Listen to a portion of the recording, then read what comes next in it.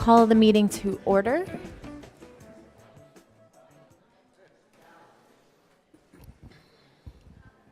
Anna Sweat, will you please lead us in the Pledge of Allegiance? Yes.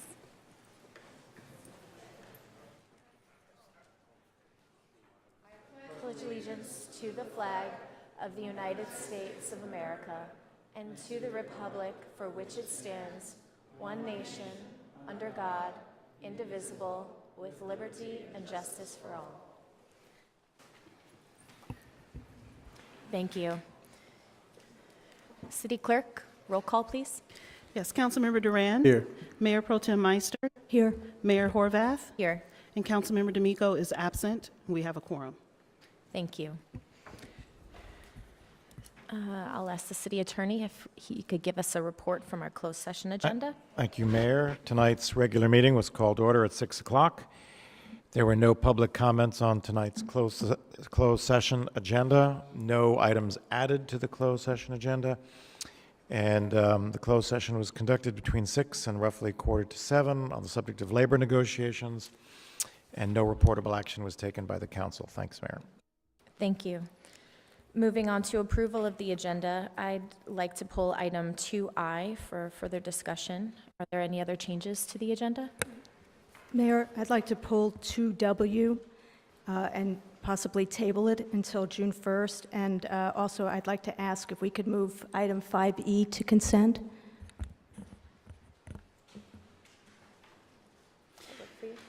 I was going to ask, because 5B, C, and D are all just noticing requirements, and we're not actually voting on any of the bids. If we could move all three of them to consent, but unless you guys want to talk about sunset or something. But all three of the bid, B, C, and D are all just general noticing. We don't actually vote on them until the next council meeting. Is that right? The next council meeting is when we vote on the bids.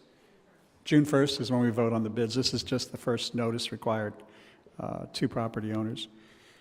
I think we may want to talk about the Sunset Strip bid, since we did get some correspondence about that. Okay, so which one Okay. is that? It looks like the city manager is trying to say something. On both item 2I and on the bids, I was going to be discussing that during city manager comment, and if we want to remove the items from consent at that time, we can do so, but I was going to provide some clarifying information on both of those items. Okay. So I'll just hold my request for now. So, City Clerk.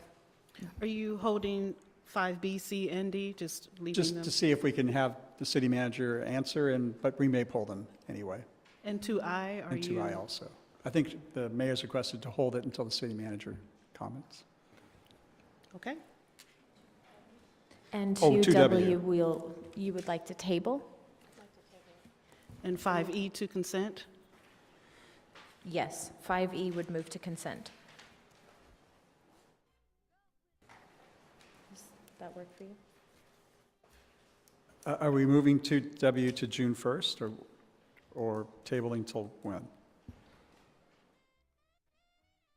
I think it would need to move to June 1st at the very latest based on timing of it going to the floor. I think it needs to go to the floor by the 6th, so if it's going to matter, we Okay. need to. Okay. So table it to first? Okay, so we're tabling item 2W to June 1st meeting. We're moving 5E to consent, and we're holding 2I and 5B, C, and D, and we'll determine whether we need to pull for further discussion after the city manager's comments. Okay. With that, is there a motion to approve the agenda as amended? Okay.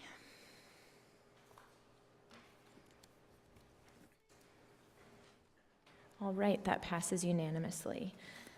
Do we have any adjournment requests? Yes, Mayor, I have 2 adjournment requests this evening. I'd like to ask us to adjourn in the memory of Margaret Cabot. Margaret is a resident of West Hollywood. She is the mother of Marco Colantino, who many of us know is very active in our city. And his mother passed away last week, and he asked that we adjourn in her memory. She's a resident of Harper and Norton.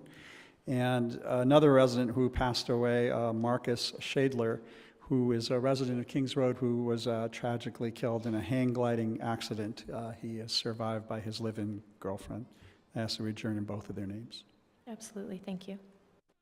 Yes, I'd like to adjourn in memory of the 6 United States Marines killed last week in a helicopter crash while conducting rescue operations in the aftermath of the Nepal earthquakes. Thank you. I also had Ms. Cabot, and I just want to extend my condolences to Mr. Colantonio and his family at this difficult time. So now we will move on to presentations. We have one presentation tonight that is to our representatives from our Russian Veterans Association. We recently celebrated the 70th anniversary of the Victory in Europe Day. I know this was a celebration even acknowledged by the White House, and it's a celebration that we annually participate in here in West Hollywood, but with it being the 70th anniversary, it was a very large celebration this year. It's obviously a very major holiday in our Russian-speaking community, and Russian-speaking people all over the world gather yearly to commemorate the conclusion of the Great Patriotic War in the Soviet Union, and families often come together to honor the Russian-speaking military veterans who served and defended their homeland during the war. The city of West Hollywood has regularly honored this day, and today I want to recognize the representatives from our Russian Veterans Association and proclaim May 9th, this past May 9th, Victory in Europe Day in West Hollywood. I have a proclamation for the veterans, and while they come up, I also want to extend special thanks to Lev Volovic, who put together the entire program for Victory in Europe Day and the children's concert for the Russian Festival, as well as the art exhibit, and Agassi Topchin, who volunteers every year to host the Victory in Europe Day ceremony and puts together the gala concert for the festival. I want to thank both of them for their tremendous hard work, and I want to thank our Russian veterans for the work that they do to help honor this important day and commemorate the memory of all of those who fought for our freedoms. Thank you. I invite my colleagues to take this picture.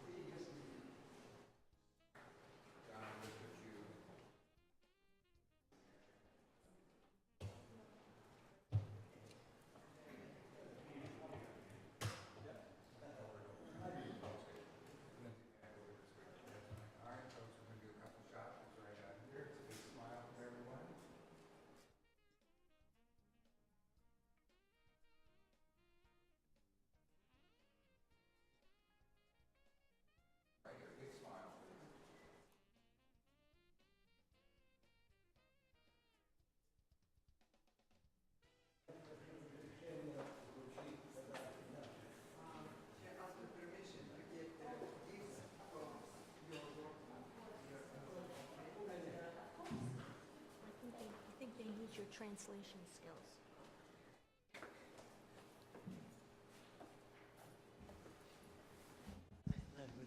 Is Tatiana here? Tatiana, please come forward. Татьяна Родинник. They have Прошу they have- разрешения вручить ценные подарки, отблагодарить координатора русскоязычной общины города Татьяну Родзинек.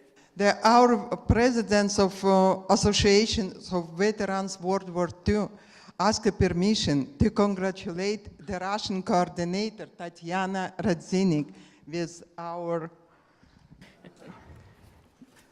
and medal of 70 victory of 70 years of victory of World War II.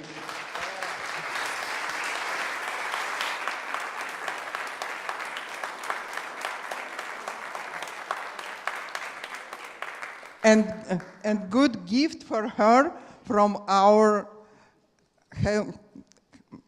for that your gift for our Thankful to you for what you does for our Russian community. 17 years she used to take care like little kids of all Russian veterans. Big thanks what you does for our community. We wish the best wishes, the health and happiness of whole life. Thank you. You're welcome. I just want to say thank you. It's very touching, and I don't have enough hands to carry everything. And it's a very important holiday for, I know, for the Russian-speaking community, and I'm also the daughter of a veteran and the granddaughter of veterans, so, and I understand how much it means to everybody in the community and to you. Thank you very much. No. Yeah. Thank you. Спасибо вам большое. Да, поскольку я и дочка ветерана, и внучка ветерана, я понимаю все, что происходит.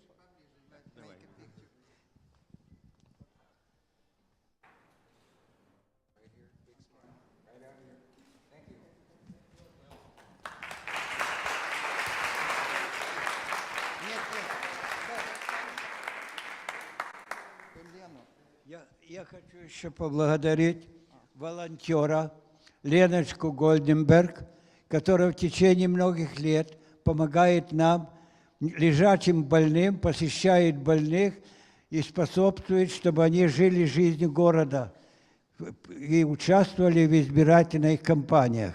Спасибо тебе, Леночка, и мы тебе награждаем. I'd like to congratulate with big thanks to our friend Елена. She helps for very sick veterans. She helps a lot to try to save the life. Thank you very much, and best wishes for our organization. Keep long time to help us. I believe the veterans will belong. You know, the average age of veterans World War II is 92 and a half years old. So I wish them and you long help them in the same age to you. And the best gift for you. Thank you. Thank you very much. Thank you, dear Mayor, for do this recognition for our dear, dear veterans, and us also as a daughter of veteran and as a granddaughter of both of my grandparents were serving in World War II. I want to thank you so much to give us peace. Today we have a peace because you fight a long time ago for that peace. You fight for us. We have children, we have grandchildren because of you. We had very beautiful blue sky.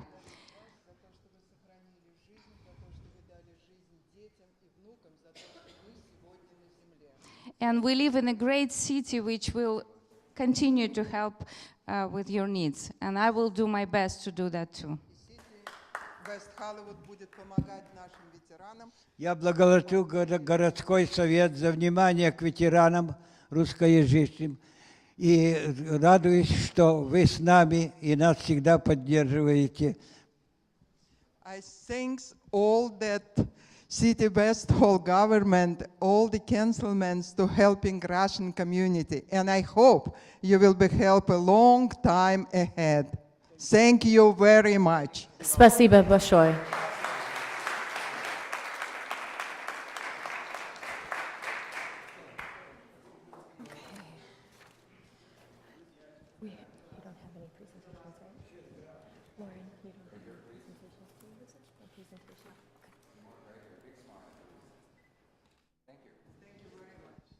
Thank you.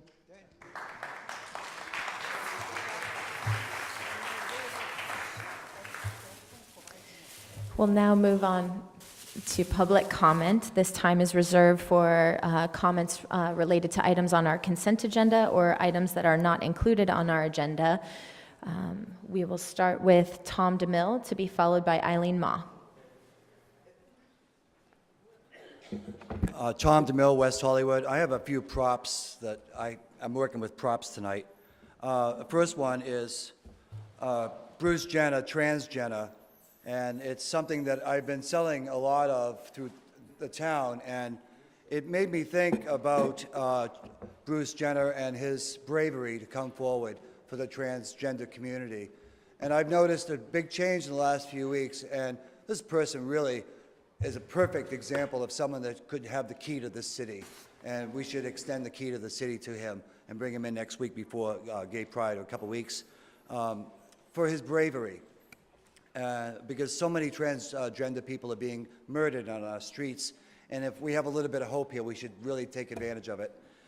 Secondly, my other prop is that I received a potholder from a candidate called Cole Littman, and the potholder was nice, but it was made in China, and so it does me no good to have it. And I've run for city council 4 times, maybe it's 5 over the last 16-year period, and I've seen a lot of people come and go. Some people have been better than others, and the people that have been better have always been elected. And so I have to call out Cole Littman for his campaign finance, dealings in New York, and coming out here and throwing us a potholder, not respecting us is just ridiculous. And the other thing is the Heidi Schenck thing, where she took all this money to run for council and then didn't run and didn't give back the money. She just didn't give back the money. So what kind of a council member would that be? And I just want to quote John Heilman and saying that if you don't think that John Heilman should be elected because he's been here for 30 years and you're tired of him and you want someone new, then vote for Larry Block. And that's what I'm going to do. So thank you very much. Thank you. Eileen Ma, to be followed by Dorina Wong. Thank you.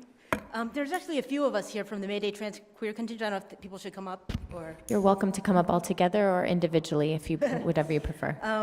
So I want to thank the council members and Mayor Horvath for having us. My name is Eileen Ma. I'm the executive director of API Equality LA. We're a grassroots organization that does advocacy for LGBT equality, particularly in the Asian and Pacific Islander communities of Los Angeles. I really especially want to thank Mayor Horvath and Councilmember Duran for introducing your item 2FF, the LGBT workers, undocumented immigrants workers resolution. And I just want to take a couple minutes just to share how important it is that you're actually introducing it and considering it. One, it helps us build support within the LGBT community for LGBT immigrants, particularly, who are often sidelines in the discussions around immigration reform. And I think for transgender women, particularly, who have been killed and are currently abused in our detention centers, it's so important that we raise the level of our advocacy on this. And then for thousands of other immigrants, I think they daily face the trauma and uncertainty of living undocumented or in some kind of limbo based on their immigration status. And then this leads to, for many, many immigrant workers, vulnerability to exploitation, including low wages, wage theft, abuse, what have you. And I think these are issues that you all are familiar with. But we do very much need a comprehensive, fair, and just immigration reform. And so to have the city of West Hollywood support with a resolution like this, I think helps raises the level of advocacy within our own communities. So thank you for lighting the way for the LGBT movement and for our community. And I look forward to exciting news tonight. Thank you. Dorina Wong. Yes. Hi, my name is Dorina Wong, and I work at the Asian Americans Advancing Justice in Los Angeles. We're one of the largest, we are the largest civil rights and legal organization in the country, representing the needs of the Asian American, Native Hawaiian, and Pacific Islander communities, and we work in the area, among many others, about immigration reform. And so we want to reiterate the comments that Eileen Ma just presented, and it's very important that she kind of covered the important reasons for this in terms of protecting immigrant workers, LGBTQ immigrant workers and workers of color. But just to give you a little more data about why in particular our organization is in support of this, and we really appreciate bringing the resolution forward, it's because what many people don't understand is that for the Asian American, Native Hawaiian, and Pacific Islander community, immigrant rights is a really key, and especially there's a relatively large number of LGBT API immigrants in the community. If you look at the 40% of the total API population is in California, and of course LA is the largest county. 15% of the undocumented are in California that are AA and HPI. And so we don't have the exact numbers, but we know that this probably affects thousands of us, especially in LA County. And so we want to just reiterate and thank you for your support and reiterate the importance of this for our communities. And I think it's really important that this will send a strong message to everybody within the LGBT community that it is a welcoming and safe place for all of our community members, especially for those in the transgender community, young people, and also undocumented immigrants. So we hope that you will adopt and support creating West Hollywood as a safe city and a sanctuary for all of the diverse needs, diverse community members. So thank you. Thank you. Suyapa Portillo? Thank you for being here. Also, thank you for hopefully adopting this resolution. I have two things I want to introduce for the record. I'm a historian, so I want to make sure this stays in the record. So one is the LGBT adult immigrants in the United States research by the Williams Institute, which documents important sort of details about the community, although the LGBT undocumented community suffers from a huge undercount, precisely because they're undocumented and they're afraid to report some of the abuses that they face. And then the second document is just a document we put together back in 2012, which sadly is still relevant today. And it's a document of some of the issues that actually affect our community. So I would like to introduce that. And just in the few seconds I have left, just to say that according to this report and according to our research, there's 267,000 LGBT undocumented people. Again, we expect that that's higher in the nation, but because of people being afraid to report themselves, 71% of those are Latino and 15% are Asian.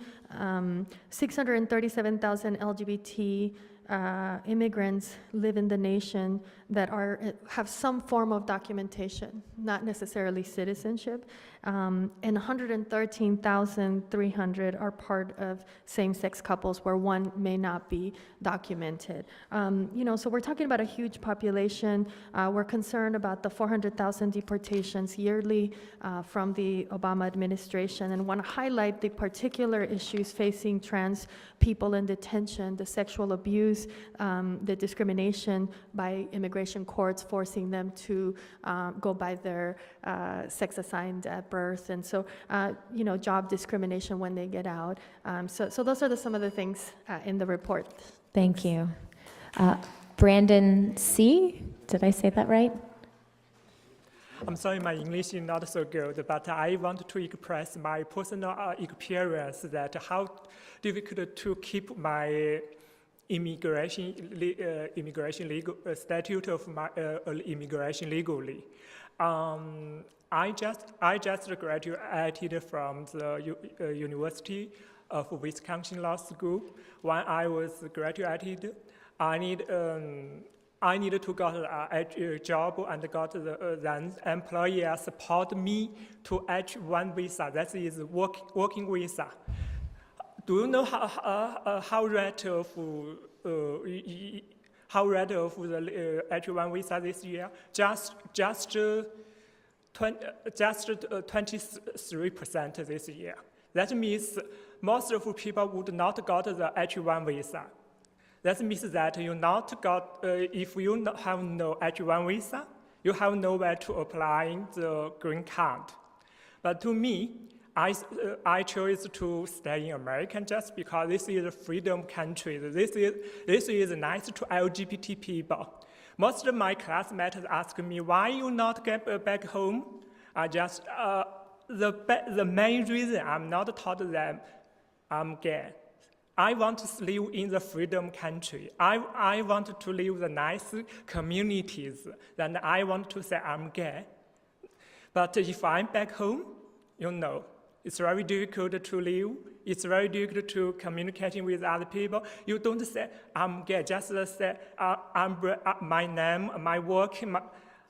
It's so, the immigration progress is very complicated. I very appreciate all of your work to do to simplify this progress. Thank you. Thank you. Alfredo Lee? Hi, good afternoon. First of all, I want to thank you, Mayor Horvath, for coming out in support on May 1st and showing your support for this resolution and for LGBTQ immigrants, workers, and youth. And I also want to thank you, Councilmember Duran, for your initial support and championing this resolution and this issue. And we look forward to seeing what work the City of West Hollywood does in the coming months.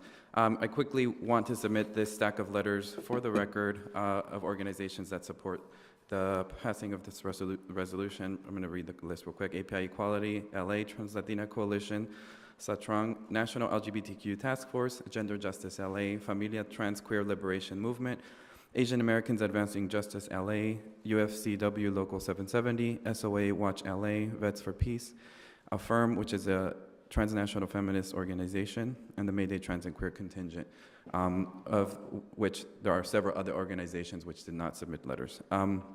I also want to tell a quick story and talk about some of the youth that are affected by this issue, specifically a youth, Jordi Cancino, who was at the May Day event, and you may have met. But it's been a year since he was released from private detention center because the trans and queer community rallied to support his freedom and survival. He's a GSA network leader in Southern California. The LGBTQ movement has the necessary people power to abolish the school-to-prison pipeline. As a young queer youth of color, he grew up in South LA believing that graduating from high school would be enough to protect him from family separation, but his undocumented status was enough to have him detained in a private detention center for more than 3 months. In prison, he was making $5 a week cleaning, and he was also placed in solitary confinement and attacked by homophobic slurs from the officers. He is still trying to recover mentally from all of this criminalization while fighting his asylum case. No LGBTQ youth should go through what he is going through. Thank you very much and appreciate the time. Thank you. Long Beach's Grand Marshal, Bambi Salcedo. Primero que nada, muchas gracias. Gracias a mi poder superior por darme la oportunidad de estar aquí. Thank you so much for giving us the opportunity to stay before you and address you. Personally, I want to thank, obviously, Councilmember Duran for the continued support. And I also want to echo what Freddie said about, Mayor Hobart coming and supporting our May Day event. So we thank you so much, and this obviously speaks to the continuous leadership and true allyship that we have within our community. So we definitely appreciate that. I am really here as part of the queer contingency, but also to share with you some of my personal struggle. I was once detained in a detention center not long ago, and I am a testimony of the different mistreatment and horrific experiences that many trans women continue to experience. I was physically assaulted by another inmate. I was placed in a dorm with about 100 men, and obviously the harassment was constant. It was not only sexual, but also physical. And this is the issues that continue to happen to our community, and this is real. Again, this is something that I have experienced, and this is something that my community continues to experience. It really would benefit our community, and it would definitely set up a mark of leadership and true inclusive, just a city, right? Like the city to be inclusive in terms of making sure that anybody who lives and walks across the city, it feels safe. And that obviously includes LGBT communities and young communities who are immigrants and live in this country. Thank you so much. Thank you. Stephanie Harker, to be followed by Jesse Slansky. Thank you again.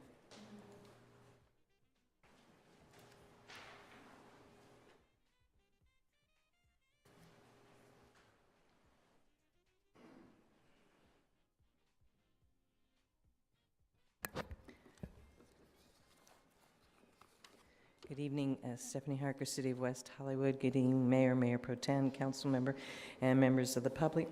Probably the first thing I wanted to say was it's really overwhelming to have over 30, maybe even more, things on the consent calendar at one time.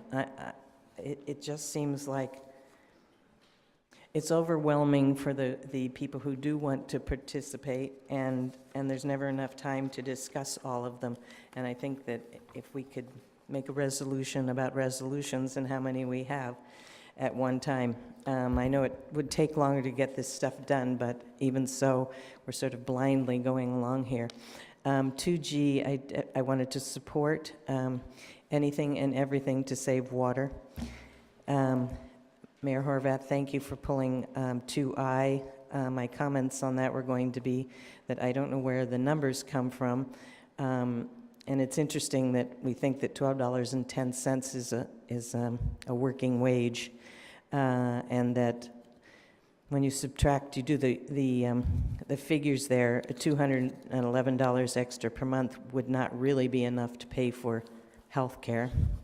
And that's what you would get with the higher rate with no benefits. 2L, please, please, please, an emphasis on public input. I see that they are going to facilitate community meetings, but I hope we can have them in the areas that that's taking place, instead of people on the East End having to come to the Ramada Inn to discuss traffic in their area. So if we could do something like that in the park. 2P, include the public on anything to do with housing, and maybe have a town hall of community input. 2Q, more money for the robo-garage. We're at $134,328 per net space. As you see, maybe since there's so many. 2X, support pull for discussion, $40,000 is low income, $40,000 a year. Support 2Y, 2AA. I thought that the housing was already illegal in West Hollywood. I'm sorry. And I know I'm going on, but again, for each of these items, someone should have 2 minutes to speak, and that would put us all up here for quite a while. Thank you. Thank you. Jesse Slansky to be followed by Christina Baldwin.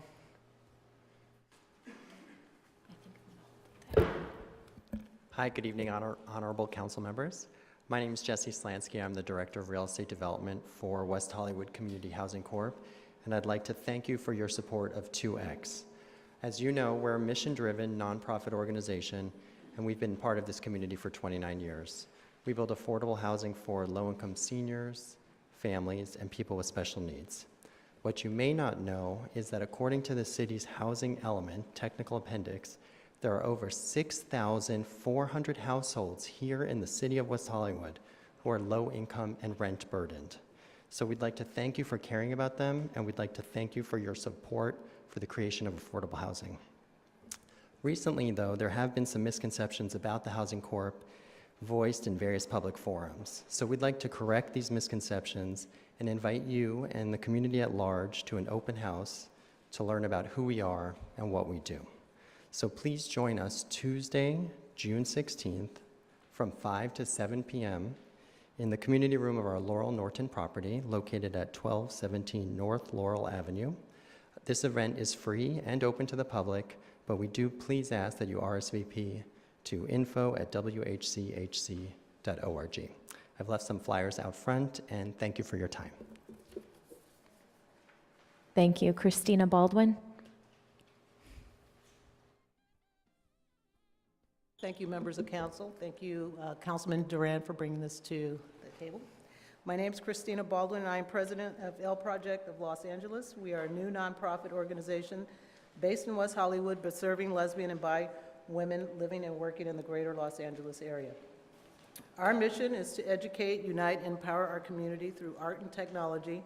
And with your approval, we will host our first fundraising event called the Frida Festival at Plummer Park to celebrate lesbian art and culture. We see this festival as a means to bridge and uplift our fragmented community in a world where lesbians are practically invisible. Frida Kahlo was a passionate, openly bisexual artist and feminist who has become a symbol of strength and courage for many women around the world. She believed herself to be strange and flawed and wanted other women to know they were not alone. Excuse me. Honoring her spirit with an art and music festival in the city of West Hollywood is a wonderful way to promote the city and cultural expression and will bring us together as Angelinos. I hope you guys support that. Thank you. Thank you. City Clerk, how are you doing on time? We began at 7, it's now 7:21. Okay, so we will hold public comment for the end of the meeting after our additional items. I'll turn now to councilmember comments. Councilmember Duran? Thank you, Mayor. Just a few comments I'd like to make on items on the consent calendar and some of the response to some of the public comments tonight. I want to thank my colleagues for supporting item 2X, which is the housing item that the mayor and I brought forward regarding tax credits and other pieces of legislation. Most of the legislation is being carried by Speaker Tony Atkins, and not only on the issue of tax credits, but how we can deal with the fact that we've lost one of our major mechanisms for building affordable housing, mainly our redevelopment agencies. I know that the city manager and staff have been very active in Sacramento in working with our Assembly member Richard Bloom on ways to ensure that the monies that the state of California seized from the city and counties during their budget shortfalls are in fact returned to the cities. That would be a major contribution given to us. Actually, it's our money given back to us, I guess I should say. I also want to thank my colleagues for supporting the items I have on the agenda tonight on earthquakes. Our Community Development Department is going to report back to us in 60 days regarding the issue that I think all members of council are concerned about, and that is identifying those structures within our city boundaries that are susceptible to earthquake, especially a major earthquake, either because they are made of brick or concrete and have not been properly retrofitted seismically to withstand a major quake. And I know that our Community Development Department is going to be working on bringing forth some technical support and other ideas in order for us to identify these structures and to make sure that we don't suffer any major losses in the event of a future quake. I wanted to thank you also for supporting the golden anniversary of the Sunset Strip. The 1960s on the Sunset Strip are a highly romanticized period of time.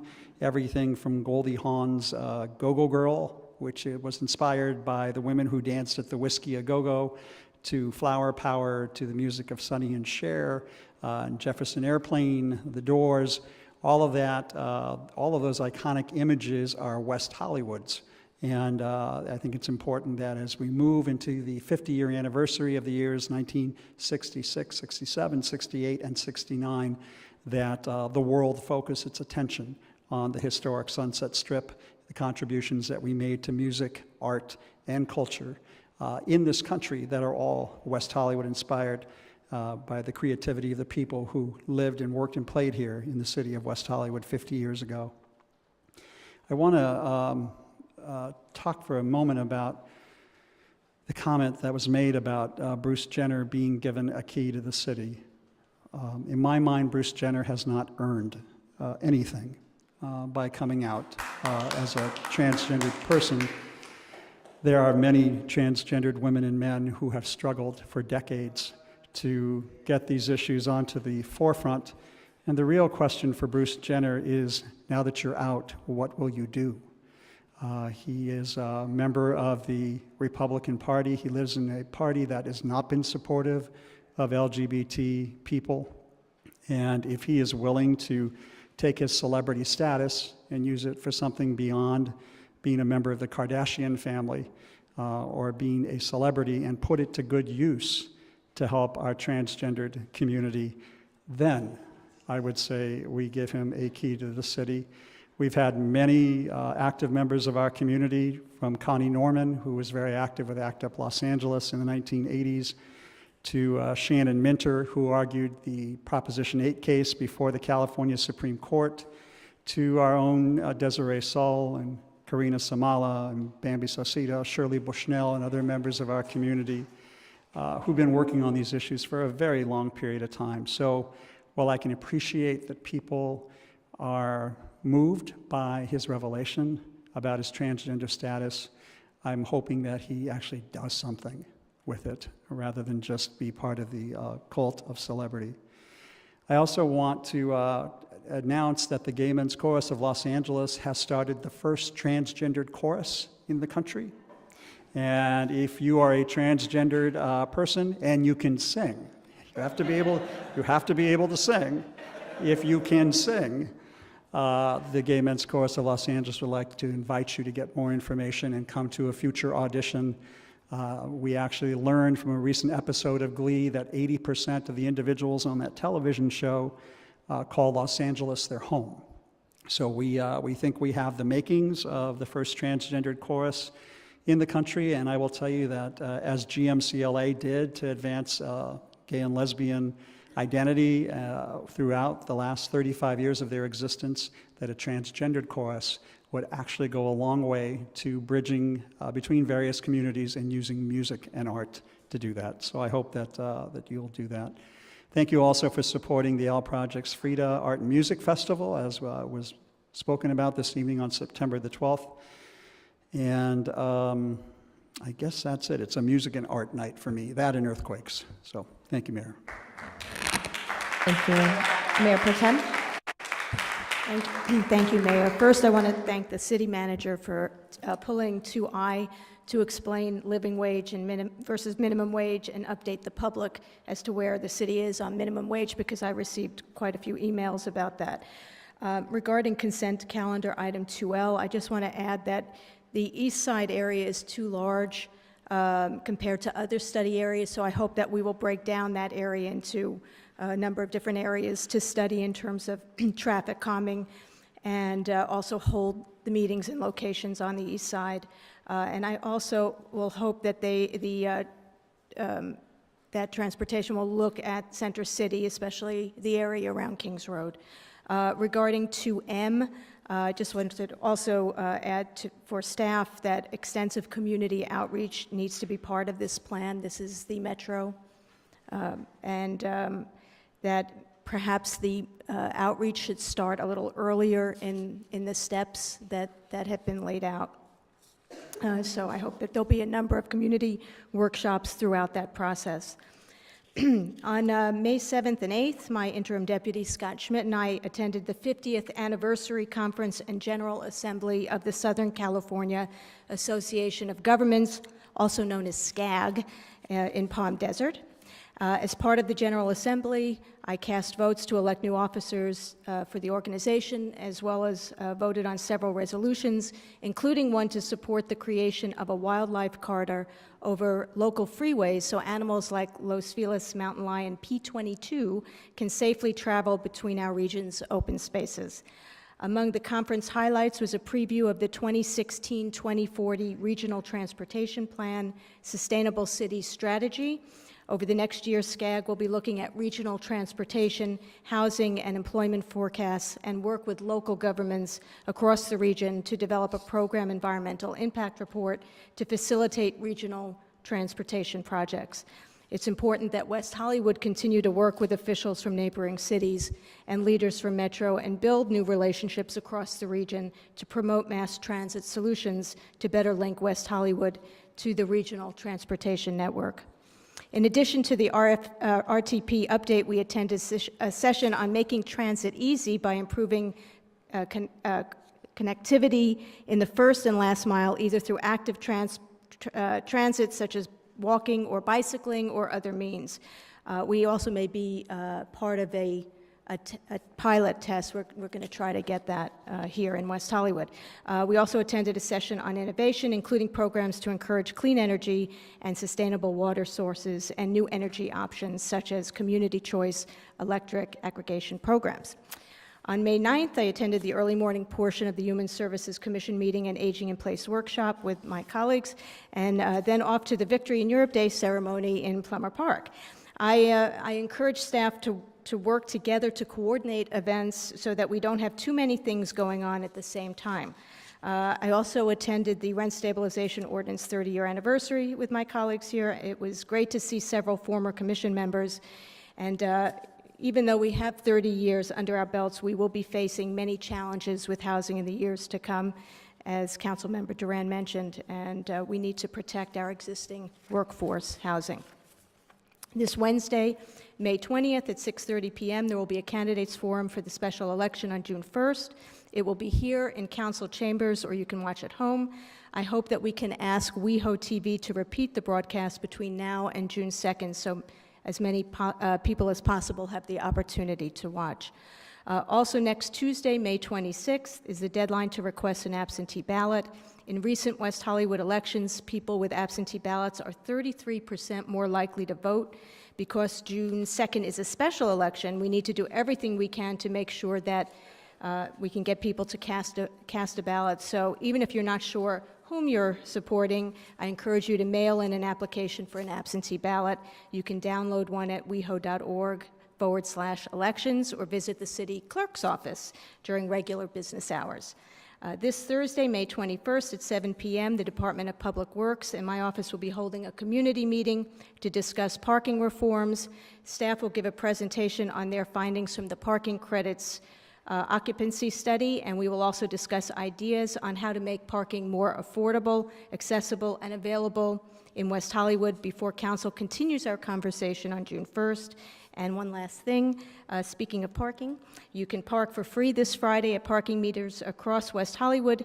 West Hollywood is the first city in the nation to make Harvey Milk Day an official holiday, and parking meter enforcement will be waived in honor of Harvey Milk Day, just as it is with all federal holidays, as well as Cesar Chavez Day. That's it. Thank you. I first just want to say how remarkable it is that we started this meeting with representatives from the Russian Veterans Association and then a coalition of communities committed to LGBTQ immigrant workers' rights. I just think that speaks to the diversity of our community. It was just a really beautiful way to start our meeting, and I'm just very grateful for that. I wanted to explain, I held public comment to 20 minutes. That's traditionally what we do at the beginning of meetings, and the remaining public commenters will speak at the end of the meeting, just to clarify for anybody who didn't know that. And also, I had received several inquiries around proper procedure regarding whether council members can ask questions of public speakers. And so if the city attorney can address that in his remarks when he speaks later, that would be very helpful, just so we can all be educated as to what the proper process is. I asked to pull item 2I, and I know the city manager will address that, but I too was concerned about the numbers that I saw, especially given the context of minimum wage conversations that are happening throughout the region. I don't know how people could live on $12 an hour, and that's a living wage for a community like West Hollywood, so I did have questions about that, and so I know the city manager will address that. I wanted to give an update that the process for hiring my deputy is moving forward. The HR review, as well as vetting by a city staff panel and a panel of community members, has taken place, and I want to thank all of those who participated in that process. The city manager and I will be meeting with candidates here very soon, and I'm deeply grateful to everyone who's participated. As far as my appointments are concerned, the 21st Century Leaders Task Force will be interviewing candidates for appointments to boards and commissions for me. They will meet with staff from each of the appointed bodies to fully inform themselves and understand the jurisdiction of each of these appointed bodies. They'll interview the candidates and then make recommendations. From there, I will interview the candidates that they recommend. So if you're interested in being appointed, I encourage you to apply as soon as possible to the city clerk so we can schedule those interviews as soon as possible. I have asked the current appointees appointed by Councilmember Abby Land to continue their service through the month of June, so we do have time to complete this process. Last week, I testified before the State Senate Governance and Finance Committee regarding SB 593, and we do have an item on tonight's consent agenda to support this item. This bill, authored by Senator Mike McGuire, will do two very important things. One, it will protect local control over the decision-making process regarding short-term rental services, and this will prevent preemption by the state, which is really important. That means West Hollywood will be able to determine what happens with services like Airbnb, VRBO, instead of Sacramento telling us what to do. Secondly, it will require that those services provide critical information for local enforcement. Three things: the address, the number of nights stayed, and the amount that was paid, that was charged per night. And this information will help us enforce here at the local level, since that's where enforcement is actually taking place, is here in the city. So this bill, we successfully did move out of committee, and it is now moving onto this. It will be heard on the Senate floor by, I think it has to be heard by June 6th. So it's very exciting, and we're very grateful to Senator McGuire for including us in that conversation. I was invited by Los Angeles Mayor Eric Garcetti, as well as the National League of Cities, to participate in their Cities Big Ideas event. It's an annual event where city staff and interested stakeholders, as well as certainly local elected officials, participate and hear mayors from around the country talk about innovative ideas about how they're solving problems in their own communities. I was invited to speak about our 21st Century Leaders Task Force, and there were a lot of people who were really excited to hear about how we're engaging a new generation of leaders. So it was exciting to participate. I also participated in a mayor's reception where all of the mayors of LA County were invited to talk about issues like transportation, water conservation, and affordable housing. I know that out of that, Councilmember Duran and I have an item tonight regarding the various affordable housing bills that are being brought forward by our speaker.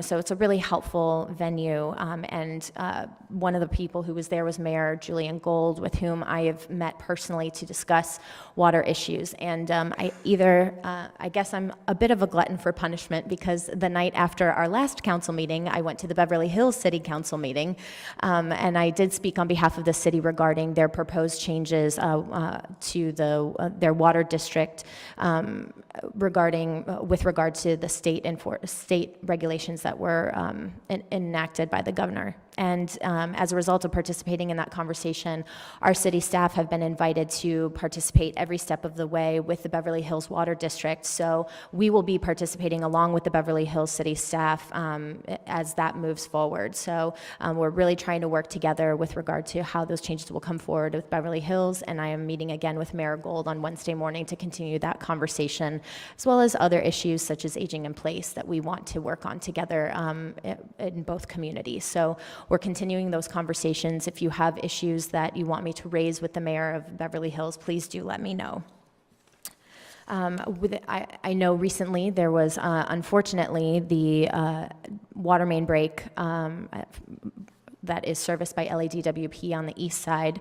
In particular, I want to thank Chad Bluen, who emailed me late the night before about symptoms that he had seen on Poinsettia Drive that ultimately were linked to what happened on Formosa, and that allowed us to alert, because I was able to alert staff, we were able to alert LADWP to the issue much before what otherwise would have been addressed, so I want to thank him. I know that he was really paying attention in his neighborhood.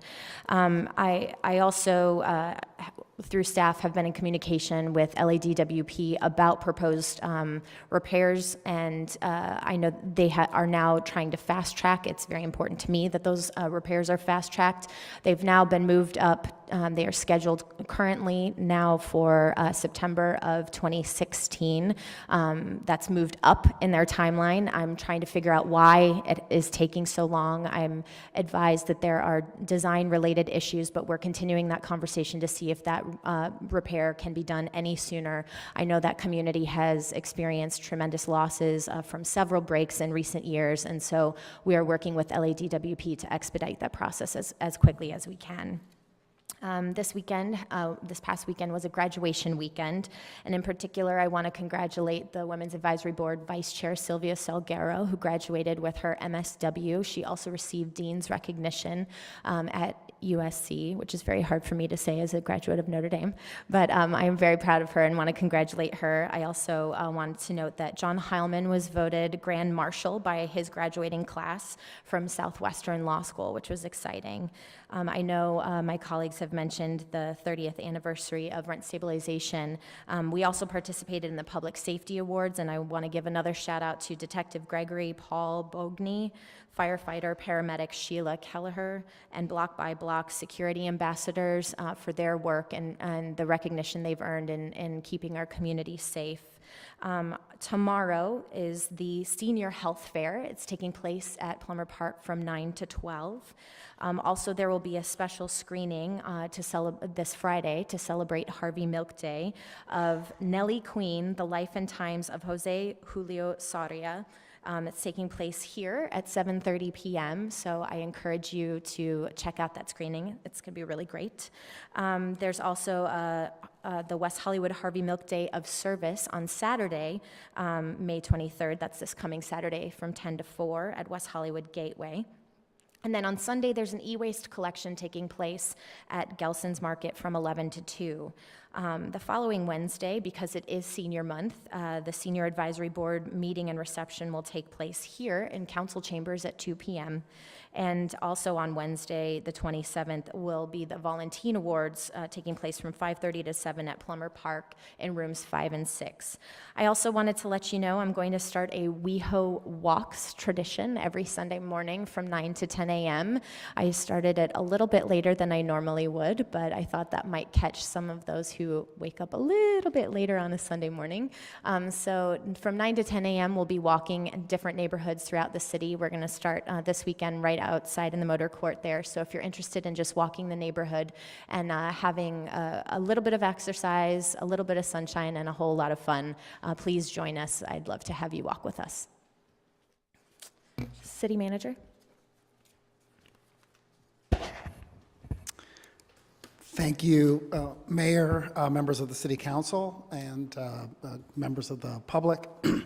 Yes, I wanted to provide some clarification on item 2I. I knew there was an issue when KNX wanted to interview us this morning regarding the new city's living wage ordinance. The City of West Hollywood back in 1997 adopted a living wage ordinance that pertains directly to contractors that the City of West Hollywood hires. Contractors with contracts over $25,000 a year are required to pay a living wage to their employees.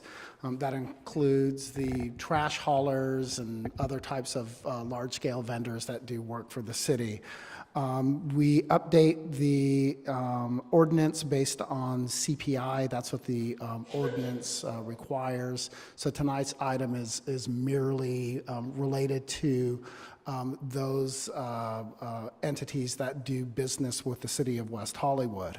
In fall of 2014, the City Council did direct staff to gather information regarding the current wages being paid by West Hollywood businesses.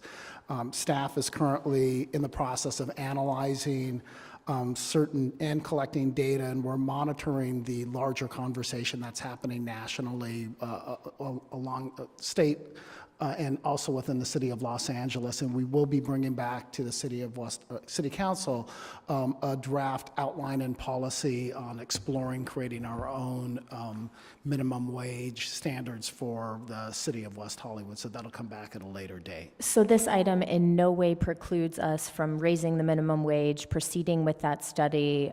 This is not the end of the conversation. This is a follow-up of previous policy. Completely two different conversations. However, the living wage conversation, the second conversation that we will be having much more discussion on, would therefore impact our current living wage ordinance and actually would replace that, assuming that it would be something higher than we're currently mandating of our contractors.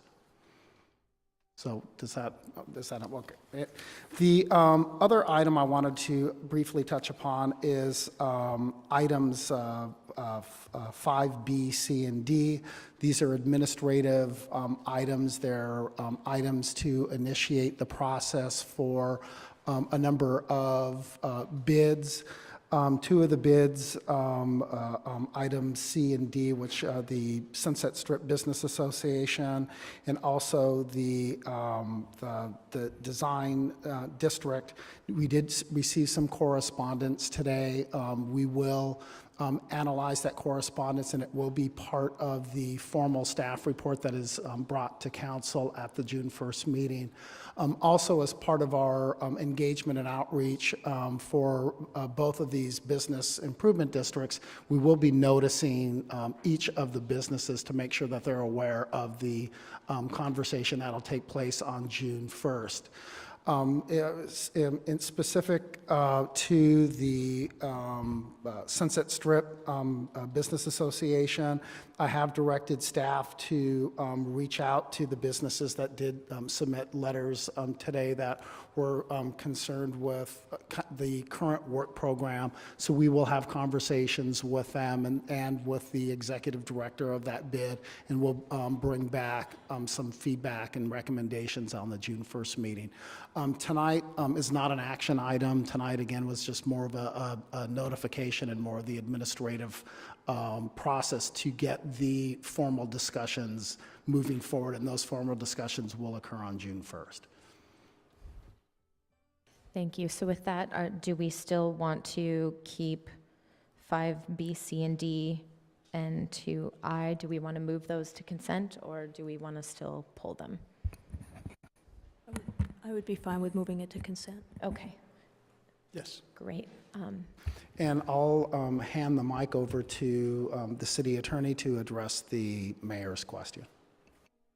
Thanks. Mayor, in response to your question, there are no particular rules governing the interaction of council members and members of the public during city council meetings. As a consequence of that, council members have a fair amount of latitude in the way they interact and the way they ask questions.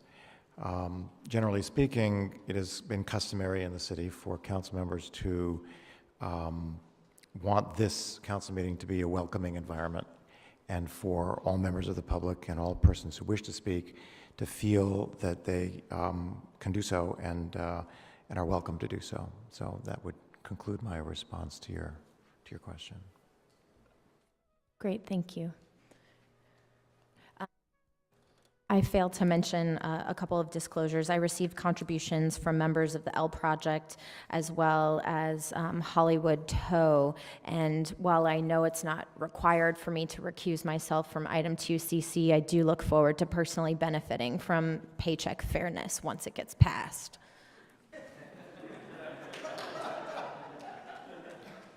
So with that, City Clerk. Tonight's fiscal impact with the addition of items 5B, 5C, 5D, and 5E, and the tabling of item 2W is $4,594,135 in expenditures, $70,800 in potential revenue, and $2,626 in waived fees. Move the consent calendar.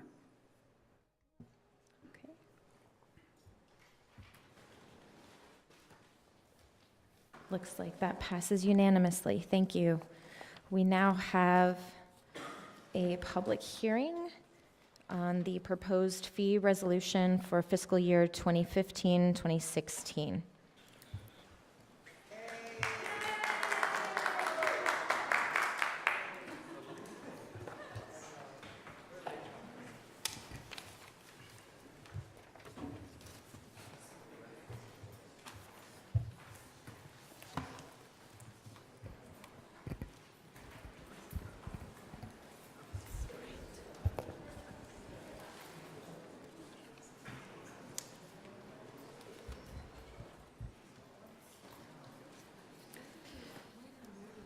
We'll proceed with our staff report.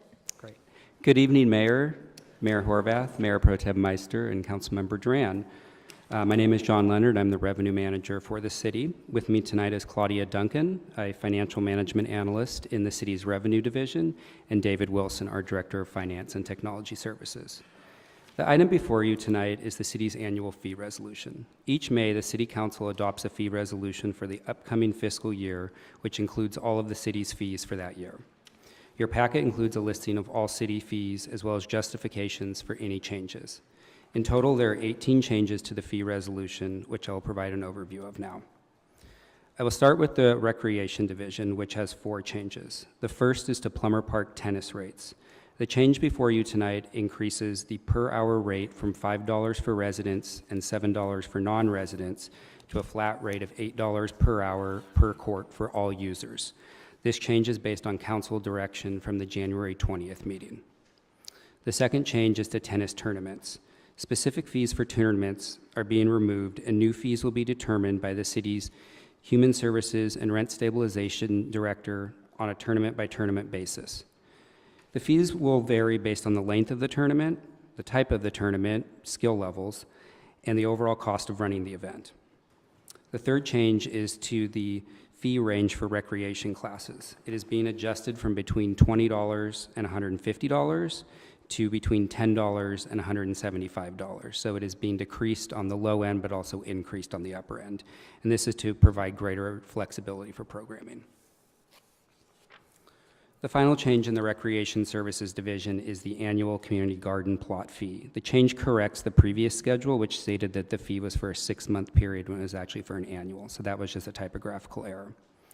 Within the Special Events Division, we have 4 changes. The first 3 are to special event permits. Permit prices are being increased for Class A, B, and C permits to more accurately reflect staffing costs. Prices have not been changed in the last 7 years. Also, submittal deadlines are being increased. This will allow staff more time to process permits. The new deadlines are also more in line with what neighboring cities have. Lastly, we are eliminating fees for logistics meetings and walkthroughs, as these items are now built into the revised permit amounts. Within the Rent Stabilization and Housing Division, there are 3 changes. They are all to affordable housing fees.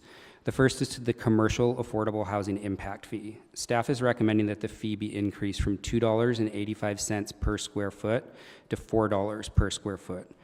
There would also be an additional increase next year of $4 to bring the total to $8. This fee is triggered on commercial projects that have a net increase of over 10,000 square feet. These fees have been unchanged since 1989, and the increase is based on a Nexus study that was presented to Council in January. The second change is to residential affordable housing in lieu fees. These fees are already established in the city and are charged to residential projects. The change would increase the fees by 2.5%, which is equal to the construction cost index year-over-year increase, and this is the typical change that we do every year. The final change is the addition of a residential housing impact fee. This is a new fee, but it is similar to the affordable housing in lieu fee, and it would be set at the same rate. The reason we have both fees being included on the fee resolution is due to a court case that is still pending. Based on the result of that court case, one of the fees will stay and one of the fees will go away. Applicants will receive a credit toward the other fee if they pay the other one. So applicants will not be paying both of these fees. They will only be paying one that is applicable to their project. Within the Engineering Division, we have 2 new fees. The first is a plan recheck fee. This new fee of $500 would be charged when plans are reviewed more than 2 times.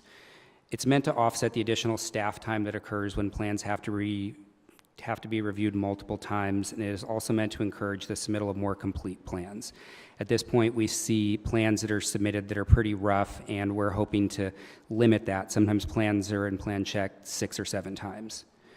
The other fee within the Engineering Division is for temporary tieback rods. This is a new fee of $250 per tieback abandoned in the public right-of-way. I'll explain this a little bit. During construction, tiebacks are used for excavation, and once complete, the tiebacks are left in the soil. However, the tiebacks that are along the public right-of-the-way, meaning the sidewalk, can complicate public works projects. We'd have to remove them or cut through them when replacing sidewalks or doing other items, and this fee would help to offset those additional costs that the city incurs when they're doing public works projects. Within the Facilities and Field Services Division, we have 3 new fees.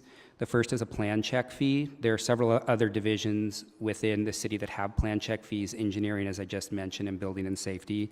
This would add a plan check fee for the facilities and field services division. They review public landscaping and tree plans. It would be set at $350 per page, which is similar to what engineering and other divisions charge. We would also be adding a plan recheck fee, which is going to be the same as what I just described for engineering if plans need to be checked more than 2 times, and it would be set at $500 per recheck.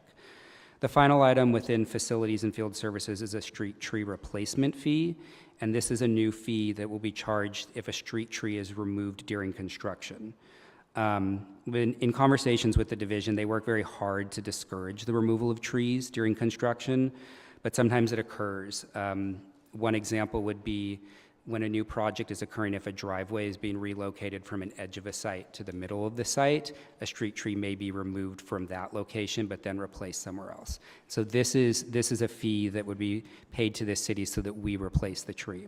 And the cost is the cost of the tree would be based on a formula that's provided by the Council of Tree and Landscape Architects, and it's based on multiple items, including the type of the tree, the size, the condition, and the location of the tree. And it would be based by an independent consultant that we have for on-call services with the city whenever a tree needs to be replaced.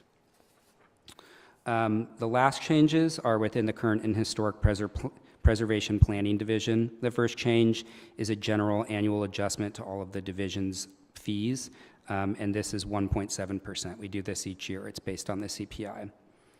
The next one is similar to the street tree item, but it's for the elimination of a public parking space when new construction occurs.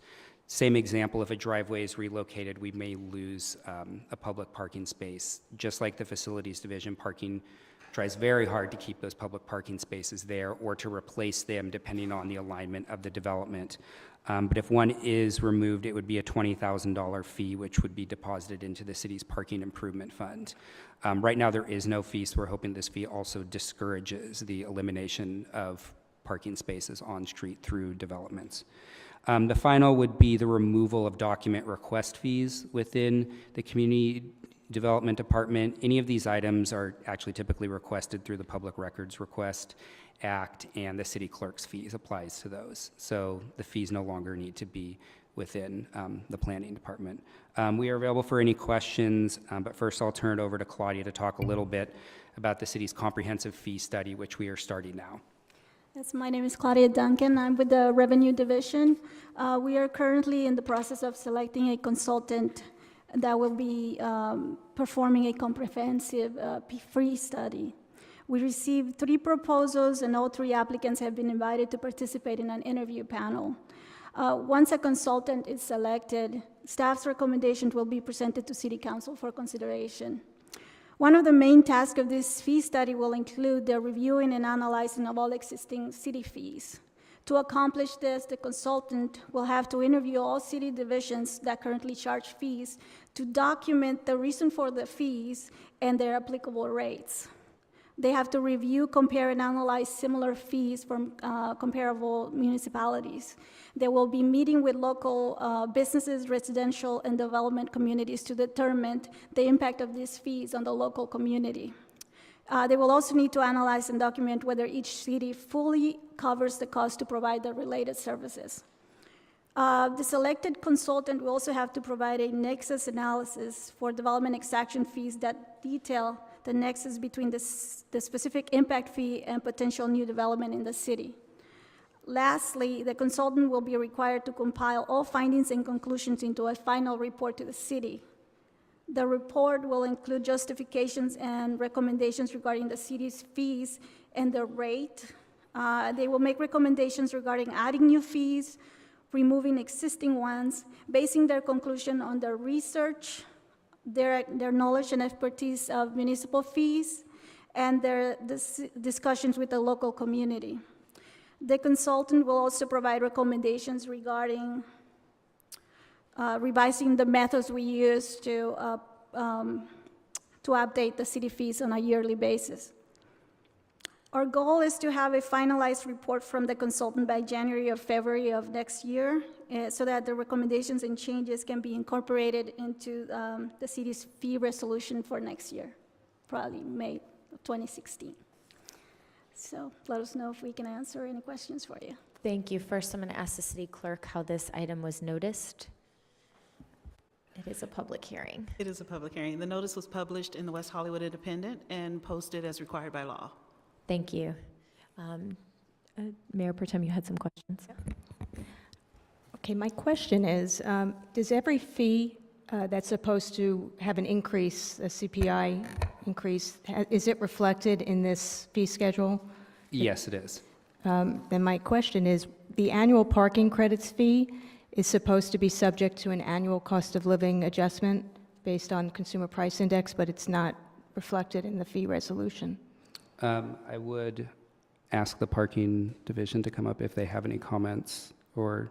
Jackie said there was no increase this year.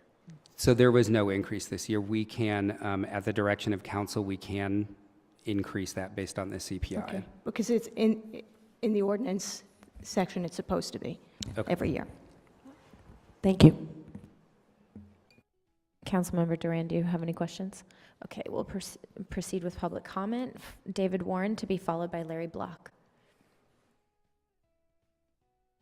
Hi, David Warren, resident of West Hollywood. I think I brought this to you last year. I would suggest that residents shouldn't have to pay for their parking stickers. In my view, I know it's not a large amount of money for most of us, but it's more for some, and particularly if you have multiple vehicles, it can add up. And I think it would be a really nice signal to send to our residents if we made it free. And particularly since we have some changes coming down the road, perhaps about those hanging visitor permits, perhaps we might think about at the same time we tighten up on those, we might make the stickers free. My logic beyond the fact that I would like to get a free parking sticker is that really the reason that we need the preferential parking districts is because we're hosting so many successful nightlife businesses. And that's great that we're doing that, and it certainly generates a lot of revenue for the city that can be used for many purposes, but that creates issues in the residential parking issues in the neighborhoods, and it makes it hard for us to park on our own streets. If we weren't hosting those businesses, I don't think we would have the problem, and we wouldn't have the preferential parking districts. And I think it's a little unfair to ask residents to pay to park on their own streets when the issues are actually being caused by our openness and our hosting of those businesses. The other way I look at it is that we residents wind up paying some piece of the parking tickets that are paid every year. And I'm guessing that we probably pay enough of them that money could be used to cover the cost of the residential parking stickers. And I believe that something like, I think it's 10% of the parking ticket money gets put into the parking development fund and gets used to develop more parking for visitors. And I think we could take some of that ticket money and use it to cover the cost of the resident stickers. Thank you. Thank you. Larry Block. Larry Block, West Hollywood. I was enjoying you all from home until this. I would have liked to see a more public process on the fee schedule where we held a community meeting and included stakeholders like businesses. I do believe John spoke out of turn when he said special event fees have not been raised in 7 years. It was $88 or $80 a couple of years ago, and it's $180 now. If I want to have a sidewalk sale, I have to pay a special event permit for $180 to put my clothes on the street for a weekend. And it's the same price as any larger special event, and it's not business friendly. Because when we're out on the street talking to the tourists and having fun and making West Hollywood fun to shop, people come to shop. Perhaps in looking at these special event fees, you can eliminate what's called a sidewalk sale for a business and allow businesses to reach out and touch the customers and the tourists that they come to the city for. I would like to also just one up on David's comments that perhaps that's perfect, that residents shouldn't pay for parking stickers, and they should be allowed to park at city garages for free.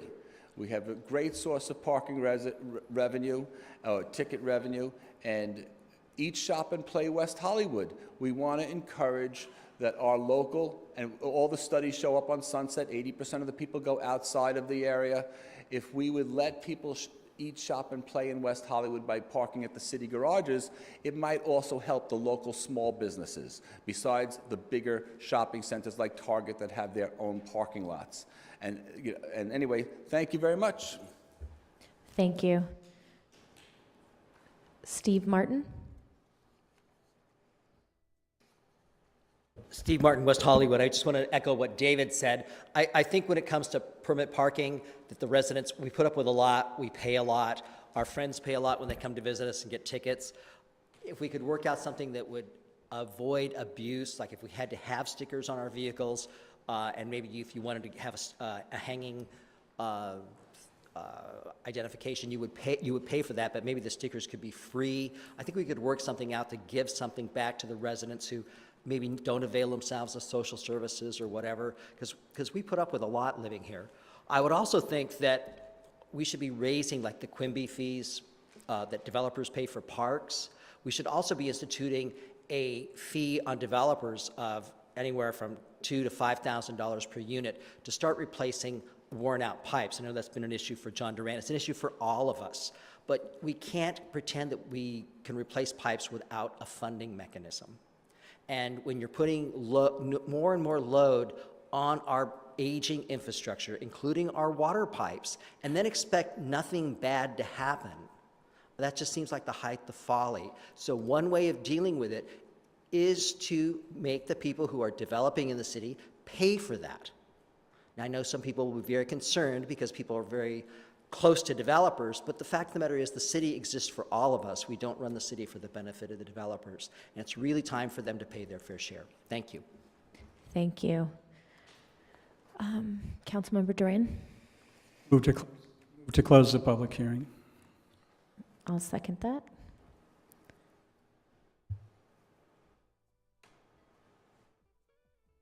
And if that has passed, I think so. Okay, then I'd like to move the item. I think that the issues that the public brought up tonight, one of the things that's important for all of us as residents is to take care of the commons, the commons area.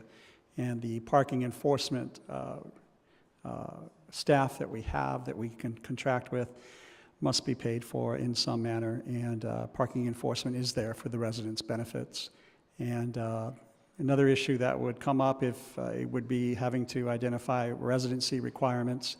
There are many people who come to West Hollywood in a very transitory way, live here for 6 to 9 months, and then move on. So I think that having a fee for the permits is just one of the ways in which we manage our common area that we all share, and that is our public streets. So I would adapt staff's recommendation. Do you have more? Thank you, Mayor. I would like to see us actually increase the fee for eliminating an on-street parking space. The $20,000 per space is what the cost of an in-lieu parking fee, and you can't really compare that with on-street parking, which is very, very limited. So I would like to see that fee be higher. The on-street parking space fee be higher.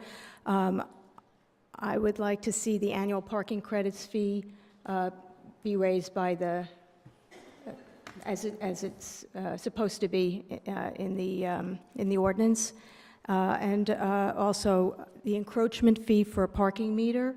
My understanding it's only $15 to $20 per day, and I think we should charge what it would cost if the meter was taken from 8 a.m. till midnight. That's, recovering an opportunity cost. Councilmember Duran, do you accept those amendments?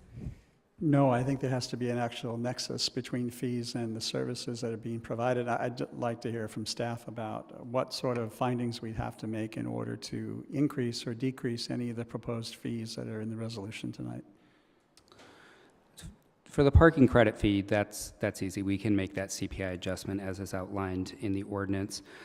For the on-street parking, that was set based on kind of the regional industry standard to create a structured parking space in a parking structure, and then it was adjusted up for land values within the city.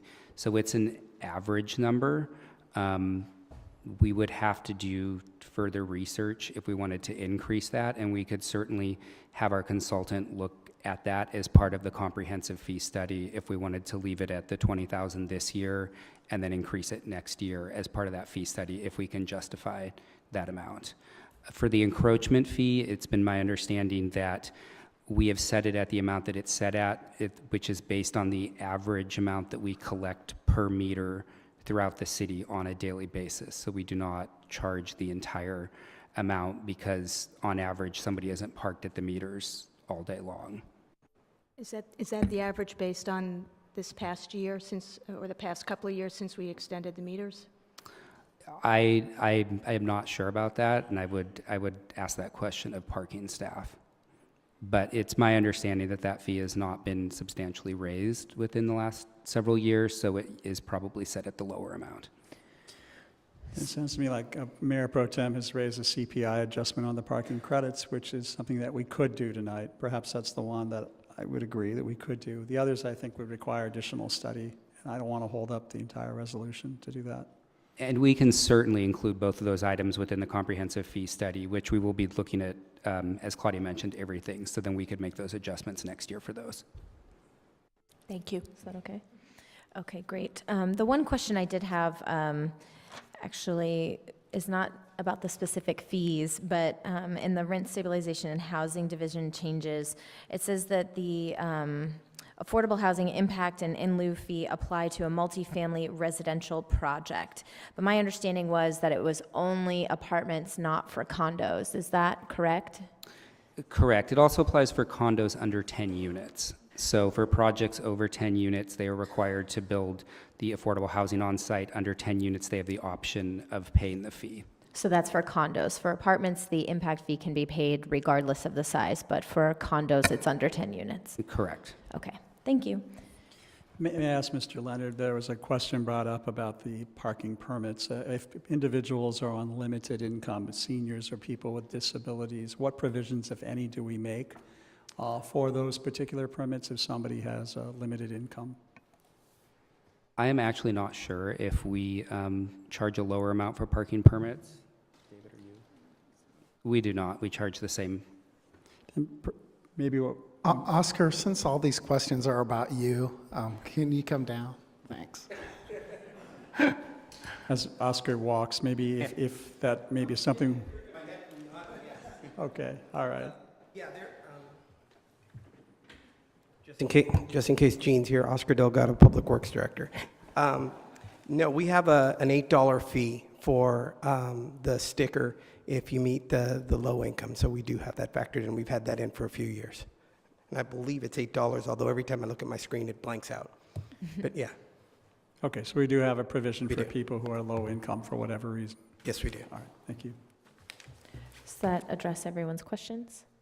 So we're going to, my understanding, Councilmember Duran, is that we're moving the item with the addition of the parking credits. With the CPI adjustment, I think the other suggestions the Mayor Pro Tem brought up can be researched through the consultant that we're hiring to take a look at all of our fees for the next fiscal year and budget. Correct. Those items will be added into the scope of services. All right. With that, I'll move the item. Okay, it's been moved and seconded. I guess that leaves me to weigh in. Passes unanimously. Thank you very much. We will now move on to item 5A, LA Pride, Christopher Street West, 45th Annual Transgender, Lesbian, Gay, Bisexual Pride Festival and Parade in West Hollywood.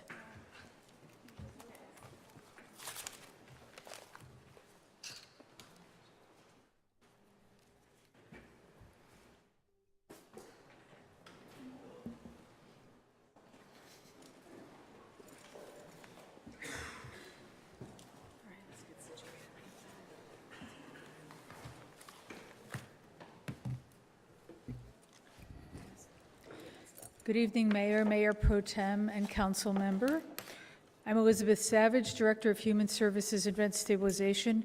Tonight, I have with me Cleo Smith, Special Events Manager, and Megan Wraith, Acting Special Events Coordinator. Cleo has a very brief report for you, and then we're available for questions. Good evening. Staff is here tonight with Christopher Street West producer and board members to go over some of the 2015 LA Pride items on the staff report. The majority of the requests before you for the 2015 event are very similar to the 2014 event. There are some minor changes in use of the park and facilities. In regards to the broadcast and the mayor's event, recommendation 3 is a request for the costs associated with the broadcast and live stream of the parade to the city's channel, website, and this year to YouTube as well. Recommendation number 4 is requesting approval of sponsorship for the annual mayor's event.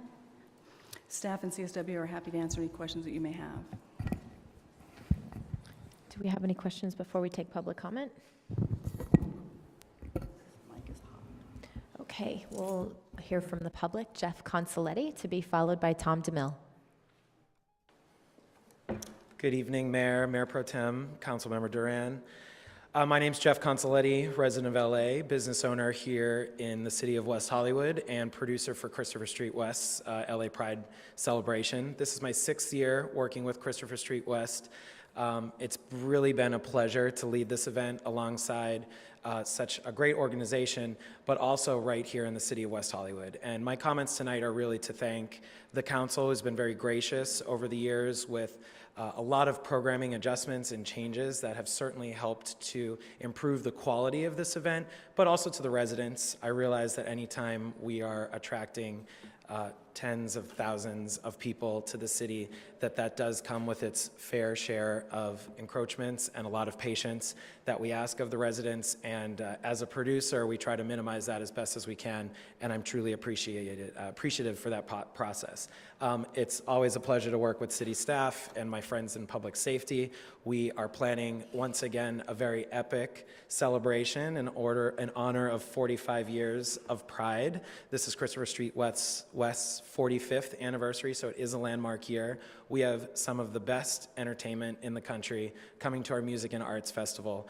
We have some wonderful programming additions in the parade to really make for a vibrant community celebration that I hope everyone in West Hollywood will be proud of. So we look forward to seeing everyone June 12th, 13th, and 14th right here in West Hollywood. Thank you.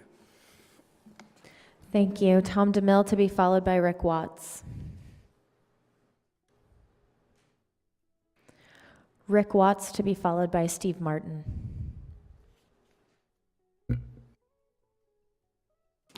Good evening, Rick Watts, City of West Hollywood. I'd like to first off congratulate the LGBT community for the Los Angeles area on this 45th anniversary of Gay Pride LA/West Hollywood.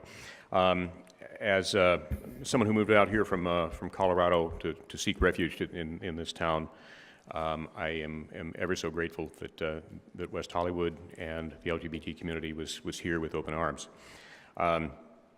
This year, actually, for the first time in several, I'll actually be here for all of Gay Pride. I'll be out of town again on the AIDS life cycle, this time captaining one of the volunteer teams. But that will actually get back into town the weekend before.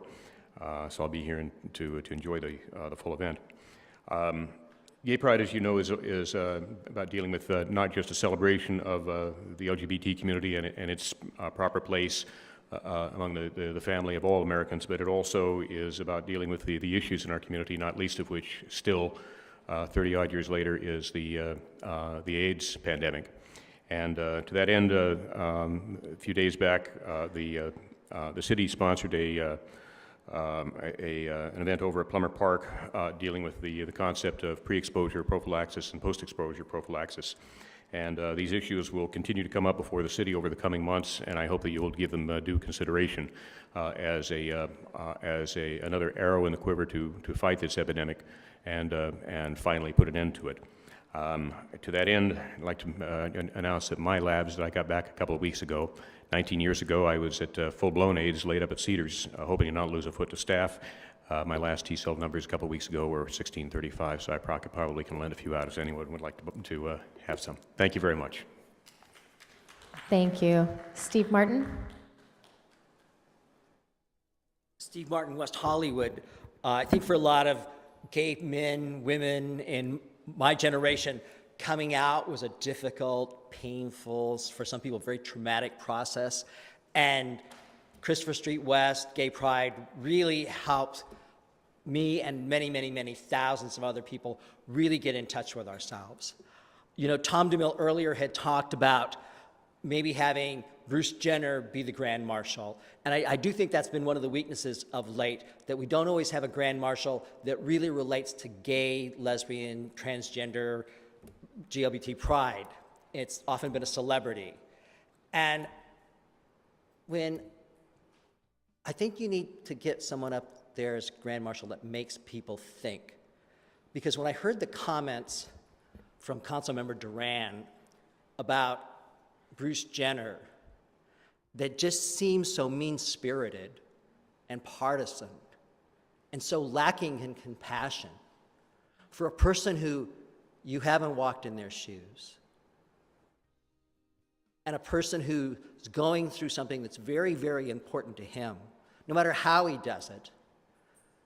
I just think that it's really sad that we as a community have to only dish out compassion based upon whether you're a registered Democrat or a registered Republican. I mean, Republicans do have feelings, last I heard. I really think you owe Mr. Jenner an apology, Mr. Duran. I know you don't think that you need to apologize for any of your actions or comments because the rules don't apply to you. But I just want to ask, where is your humanity? Okay, any further comments or questions? Yes, now I have some questions. I want to talk about the upcoming CSW parade. We know that West Hollywood Park is about to go through some major changes and phases. When will we start to plan for the footprint of CSW in the upcoming years? I guess my question is really related to, okay, we're going to handle it this year, but in the next couple of years, how are we going to accommodate CSW? We would look to start addressing, they're aware, first of all, of the mitigation that is going to be in place for all special events in the city that are impacted with the West Hollywood Park construction. Following the debrief of the 2015 event, we would begin, then we would have our footprint from the construction company and the city to know what areas we will be impacted most with for this event, and then we'd work with CSW directly on that. Okay. And then I guess I have a question, maybe it's for Mr. Consoletti about the broadcast, or staff, either one. I do support the live broadcast because I think many of our residents like to be at home having brunch or friends who are staying the night to watch some of the parade till they actually head down. But I know in the past we've had to balance between two different points of view about the nature of the broadcast. And if we're going to contract with you to do that, I did it for some years and with a whole lot of information, but then in other years, people were concerned that there wasn't enough history or education about our community going on. Can you tell me a bit about the efforts you might be making in the broadcast to see if we can achieve that balance between educating the community about our history as a people and at the same time making it fun? I'm not sure if you're that far along in that planning, but. Sure. So my understanding with the broadcast is, I think there's 2 points to what you're asking, because the first is contractually in the language that I read, I was never understanding, and I don't know if CSW wants to speak to this further. As the producer that carries out sort of the list of tasks that's asked, CSW makes a decision of how they're going to allocate their money and into what programs their budget sort of fits into.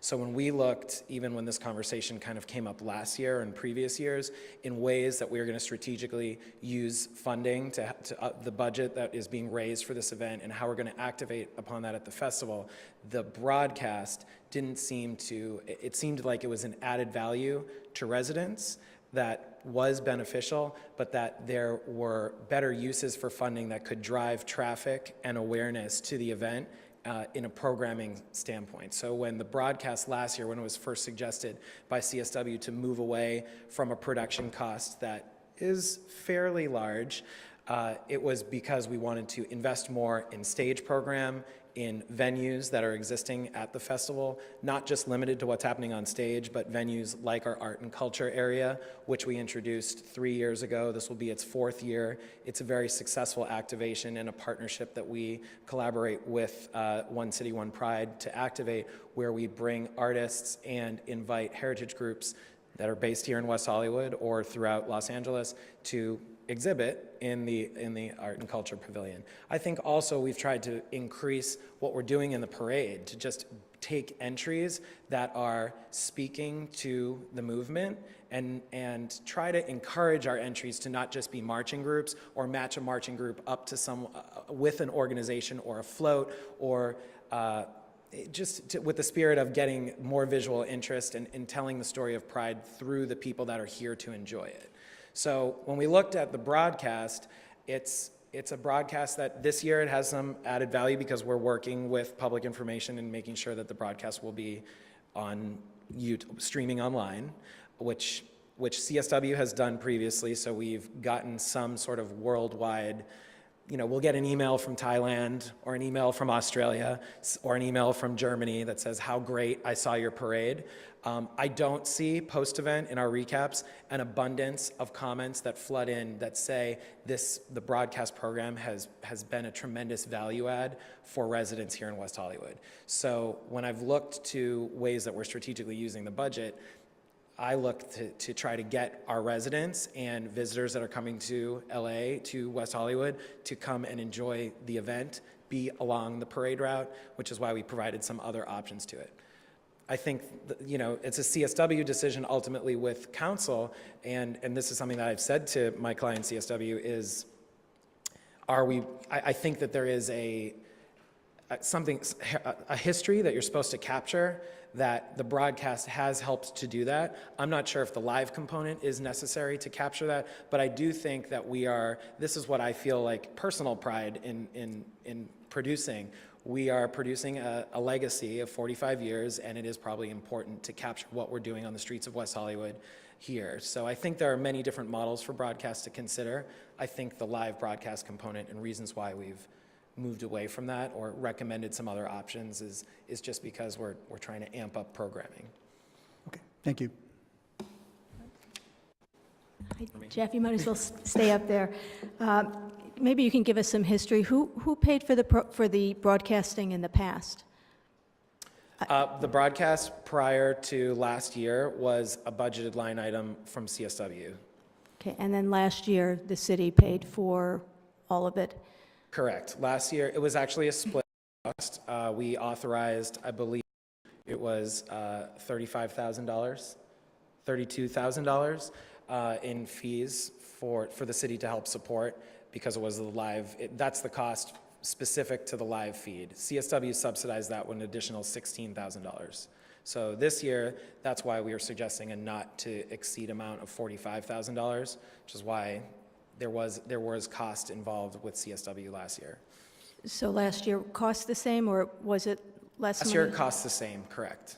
Okay, is there any possibility of getting a sponsor for that piece of, for the broadcast? Yeah, I mean, we are very proud of our sponsorship program. It's something that we've really helped to revamp in the past several years. That said, and I don't know if the city attorney could weigh in on this, my understanding is because this is public access television, that you cannot tie a corporate brand or for-profit brand to the broadcast, which is why we have not incorporated broadcast into our sponsorship sales program for many years, even previous to asking for this from the city. And admittedly, that's just what I've assumed and what has sort of been what we've talked about with CSW on our side. I've never done that research myself. And that's not a question that's ever been raised to me before. So that assumption would probably have to be tested before we could necessarily agree with it. I've just heard that question for the first time tonight. Okay. And can you give us an update on the fireworks?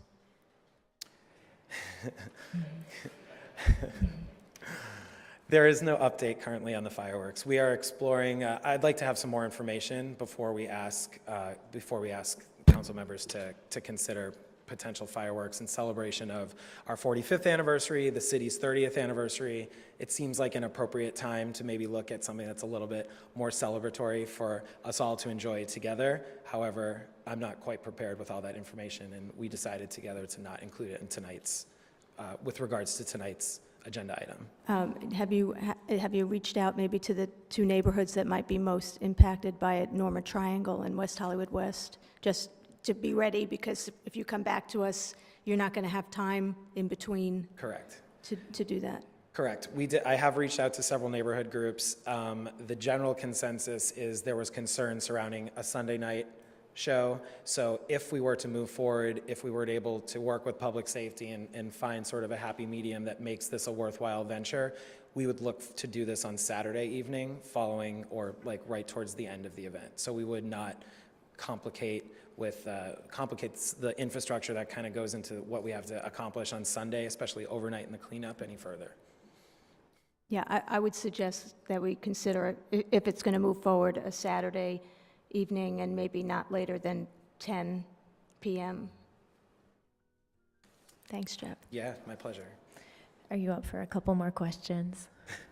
Thank you. Of course. I appreciate it. I know that you're producing the event. And just to clarify, you've referenced that you're producing the event, but you aren't ultimately making these decisions. Is that correct? The plan that you're representing is not something that you personally are authorizing. There's a board and a... Correct. Can you explain how that works for anybody who might not know after 45 years? CSW is a nonprofit organization governed by a volunteer board of directors. So they contract with me. I present them annually creative concepts, projected budget to execute those concepts, and they select me based on that. Their selection criteria, they could elaborate on. But that's how my relationship is with them. When we look, I help to oversee the sponsorship program. I help to oversee our entertainment program. I help to oversee all of our key relationships, which is why I'm here in front of the city and kind of helping to be the face of CSW to help with that communication, especially when we've seen in previous years where there has been some challenges with the event and the quality that it was being produced to. So we wanted to ensure that there was a consistency with the face that's speaking on the organization's behalf, and that we're creating something that is mutually beneficial, I think. So there are goals that CSW sets, which are really community focused, and I hope to really draw that connection, especially to like a key sponsor like the City of West Hollywood. So the decision-making with regard to the $45,000 cost of the broadcast, that's something that the board decided that the organization doesn't want to cover, and because it is a city benefit, that's why the city was expected to cover it? Or can you explain, I guess, how that decision was made, since it had been covered in the past?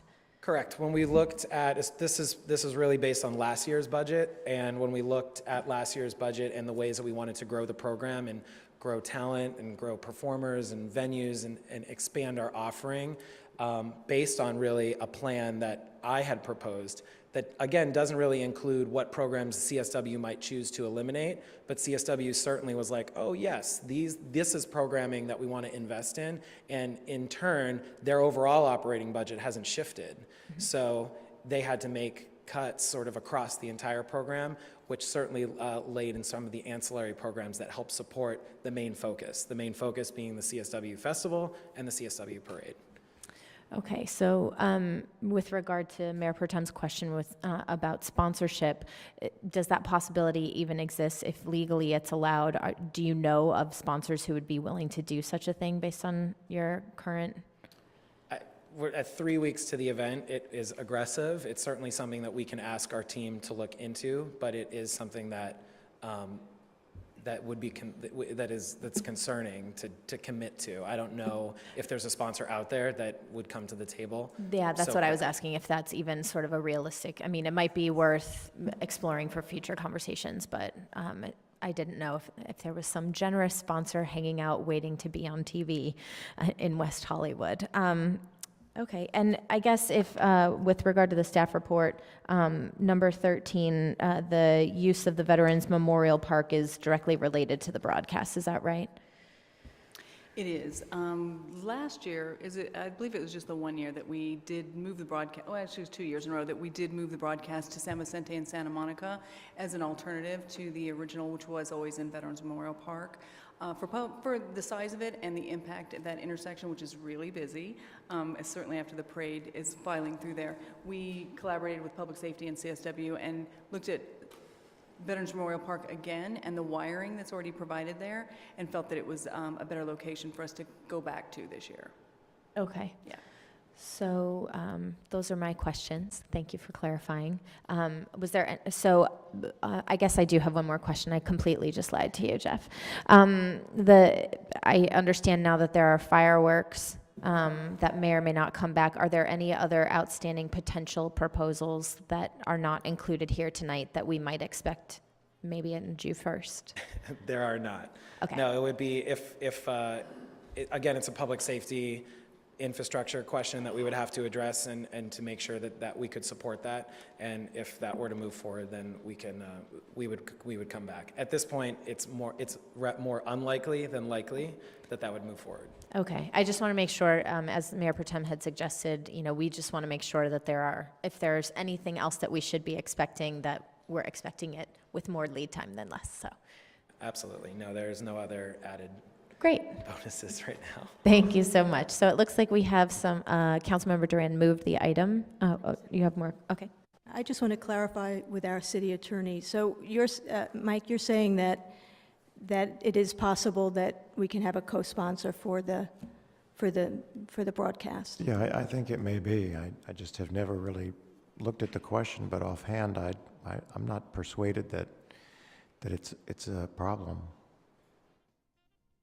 I mean, I would like to ask that CSW tries to find a co-sponsor, and I mean, that would be great. Actually, I know a little bit about this because of my past experience with Christopher Street West. One of the things that does happen during the broadcast is that all of the sponsors of CSW get some recognition. There are, automobile like Toyota gets recognition, and various other sponsors of the entire festival. The problem with the broadcast is it's very limited. It's limited to just our residents and those people who decide to access it on YouTube. So many of the national sponsors would not be interested with such a limited audience, which means that it would probably be, if you were to find a sponsor, a local business or businesses that might want to have an advertisement or promotion during the broadcast. That would be, but then again, what's it worth for a broadcast that runs for a 24-hour period? So I think that was one of the challenges in the past, was finding a sponsor that would want to pay money for that. It was challenging to cover the cost. Do we have numbers of viewership? The viewership numbers that were provided to us today were for the feed on Granicus, which goes to the website, were 6,894 views of the parade from last year. So that's online. That's not watching from your television at home? That's online. The Granicus streaming to the website. And they weren't able to do the Channel 10 numbers because there's no way to rate that. I guess we're not on the Nielsen ratings, is what we joked about a little bit today. I think that is the case. And the other piece is the YouTube, where YouTube would be YouTube, and we didn't do that last year. So that does bring a wider audience, although, as Councilmember Duran has said, it is a limited viewership, and the amount of sponsorship may be a challenge at this date. Okay. Do you have any other? No. Okay. So we have moved and seconded. Mayor, before we take the vote, I would like to thank CSW, your co-presidents, and your board of directors, and all your volunteers. I know that this historically is a labor of love. Nobody's making money by doing this hard work that you guys do all year long for this weekend. So thank you to CSW, your presidents, your board, your volunteers, your staff, and your producer, Jeff Consoletti, because I know it's really a labor of love for all of you. Thank you.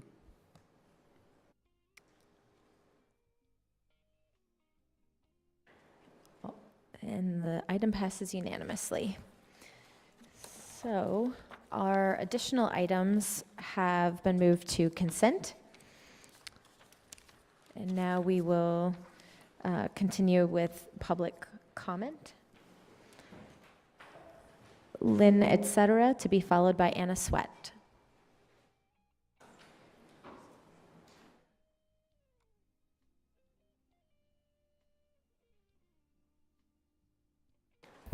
Lynn, et cetera, West Hollywood. Election rant is I want to talk pride in the 2 remaining meetings before election June the 2nd. Although I know this new city council will prevail, if Heilman is elected, I'm out of here. Nausea.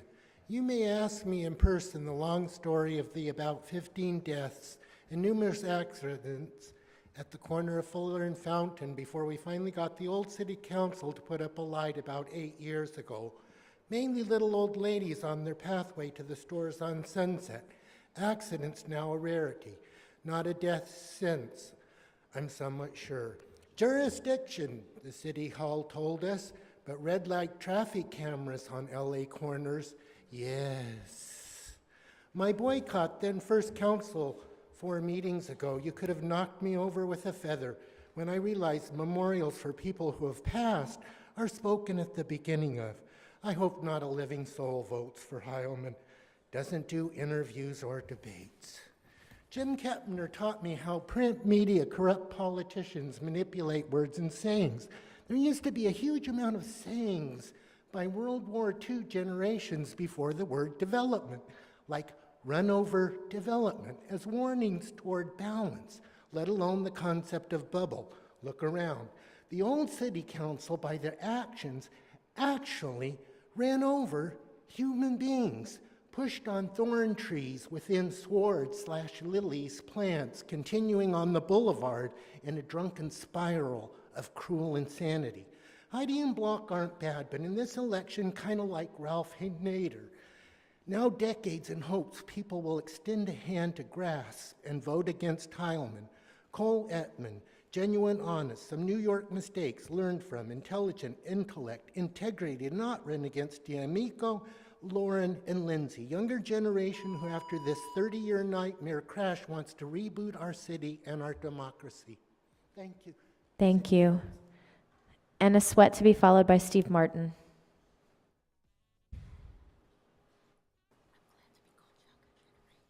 Hello. Wasn't it a lovely day today? It was beautiful, I thought. Lovely weather today. I'm Anna Sweat, and I lived in West Hollywood for 22 years, and I'm happy to be here this Saturday because it's my birthday coming up. And I'm really, really excited about that I'm still alive and kicking. And I'm the commissioner of the Los Angeles County Department of Aging. They didn't even have to look at my resume, they appointed me. And I'm so proud of this position. Who else am I? My mother told me to be proud of whoever you are. However that comes about. Whoever you are and how you identify yourself, be proud of who you are, be confident in all you do, and make your voice heard. Who am I? I'm more than a commissioner. I was your disability commissioner for 5 years. Formerly that, I was also affiliated with the County Department of Mental Health as the president and chairwoman of all the mental health consumers in the entire county for 2 years. I'm a motivational speaker trained for 2.5 years by the County Department of Mental Health. And I'm a peer advocate for many, many people that have come to my door, been on my phone, and I've been networking with many people throughout the years, trying to facilitate and help. And that leads me, that's a segue. I looked in my mailbox last Saturday. I opened up my mail, and I was just so flabbergasted when I opened it up. It was such an honor to get a certificate, an award from our nation's heroes who are here this evening, our nation's veterans. I was voted by them, the veterans of the Veterans Administration, as I'm the 2015 Patriotic American Award that they bestowed on me. And I can't say I'm speechless. I'm really speechless about that. Not only that, but I'm one of the most distinguished women in America, and according to the Cambridge Who's Who. Congratulations. Thank you so much. Thank you. Steve Martin to be followed by Norma Sandler.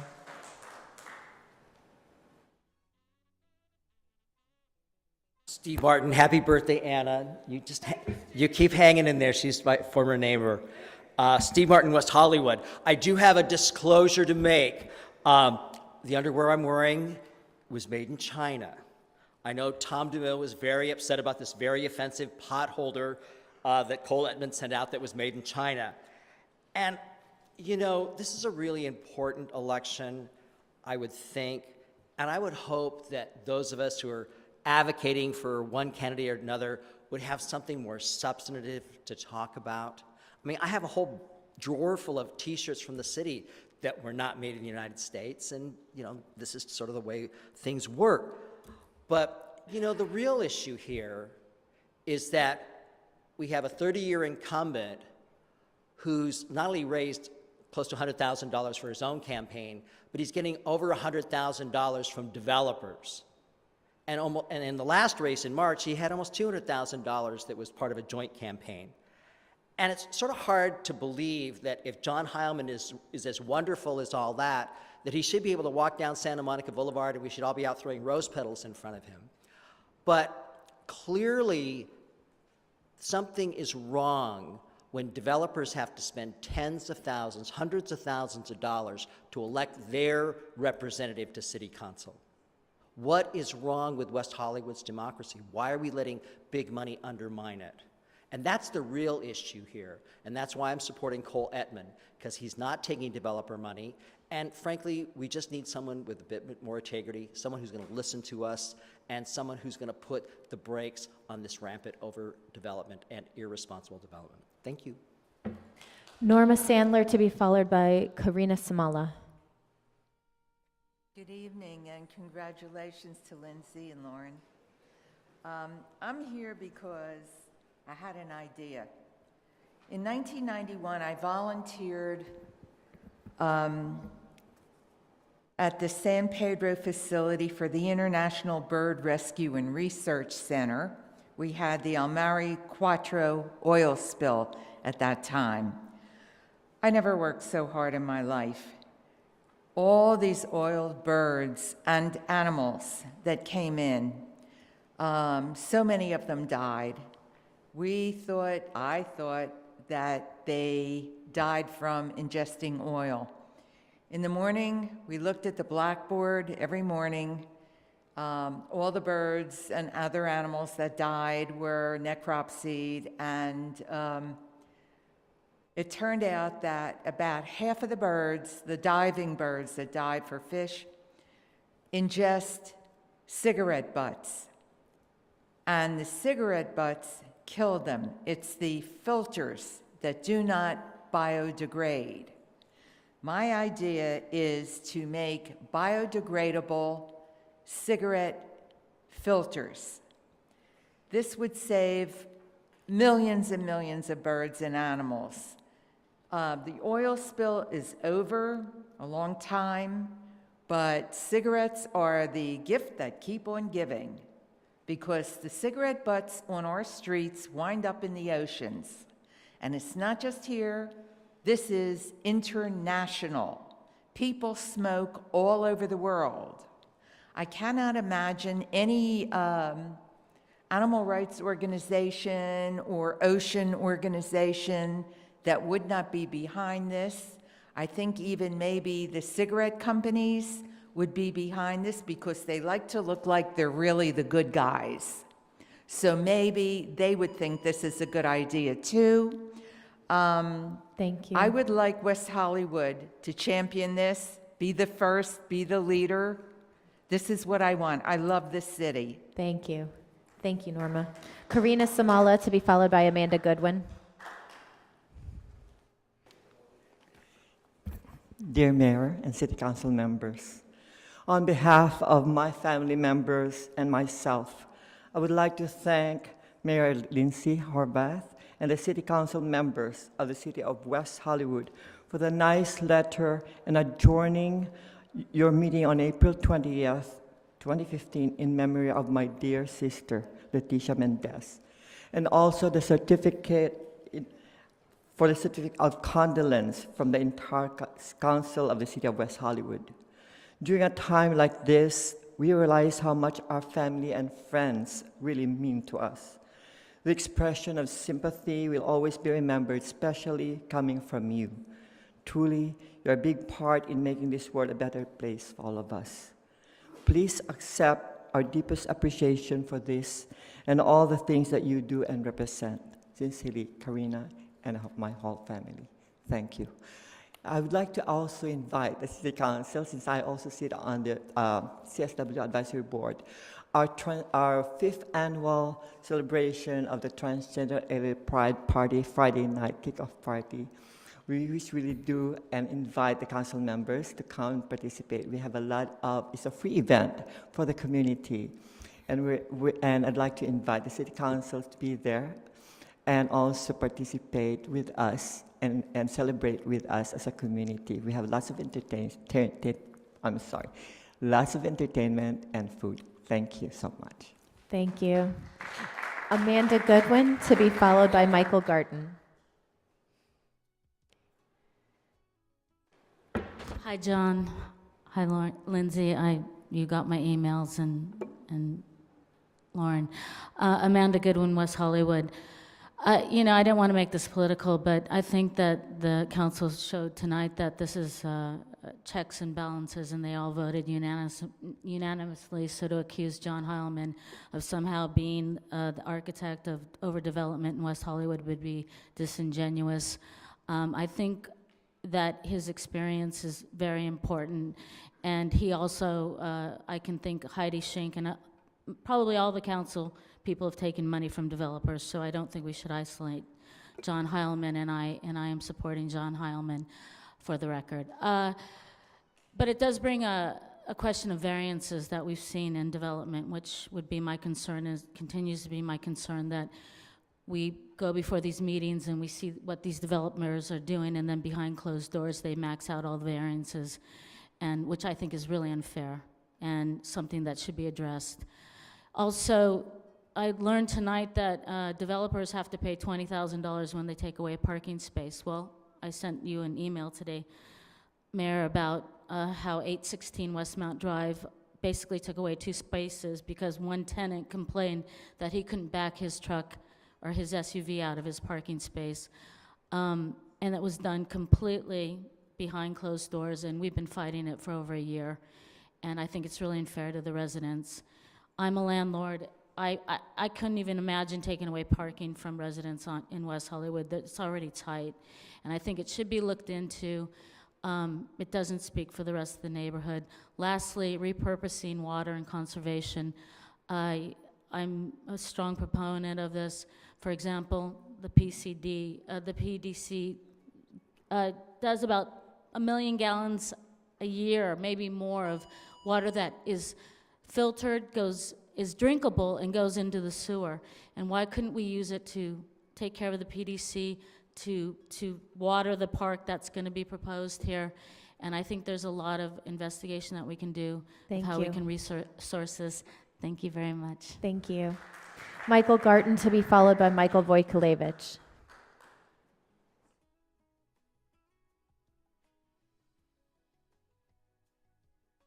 Yes, I was born and raised here. I don't know if anybody's even here that was born and raised here, but anyway, I've lived on my street for 36 years, and first time I got a parking ticket for having my placard that's on my mirror because it was turned the wrong direction.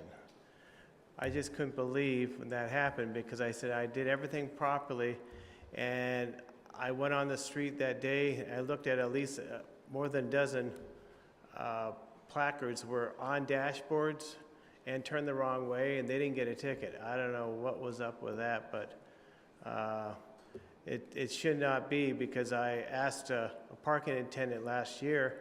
He says, as long as you have it on the mirror, it doesn't matter which way it's faced. Now they're saying this year it's different. That does not make any sense at all. And I'm just wondering if that can just eliminate that and get rid of my ticket, because it's not right. I mean, it's just like, and I go to the parking people over here and they tell me, oh, well, because it must have been reflecting wrong because it's the wrong direction. I said, no, it's reflective in both directions. So I don't know what they're talking about. So Anyway, and then plus in front of my, my apartment, 1208 Olive Drive, it's, somebody had painted a red zone in front of my apartment. And then also when the city came by later on, they painted right over it. So now it looks like it's legal. And there's 4 other spaces above my apartment. They put red zones, and they're not even supposed to be there. And I don't know what's going on with that, but the people next door, the managers, just told me that they said we should have those taken off now because it takes up 5 more spaces, which we need on our street. So it's just like, and that's because there was a key entry on each 4 driveways, and now those are gone. So they said now we should eliminate those red zones because it doesn't make any sense, so. Thank you. Yeah, thank you. Michael Vojkolevich to be followed by Kathy Blavis.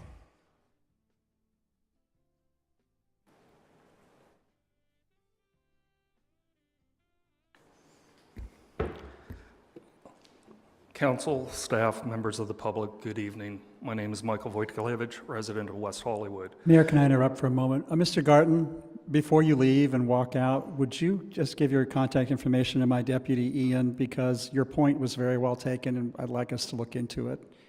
All right, and we'll follow up with the parking division tomorrow. All right, thank you. I apologize, Michael. No problem. City Clerk, can we start his time over, please? Thank you. Council, staff, members of the public, my name is Michael Vojtkelevich, resident of West Hollywood. There was a lot to take away from last council meeting, but what resonated with me most was John Duran's proclamation that his greatest responsibility to the city is to protect it from being sued. And as noble as that may seem, that priority could easily conflict with protecting the rights of individual renters of West Hollywood. And because of that, I'm choosing to pivot this comment to Mayor Horvath.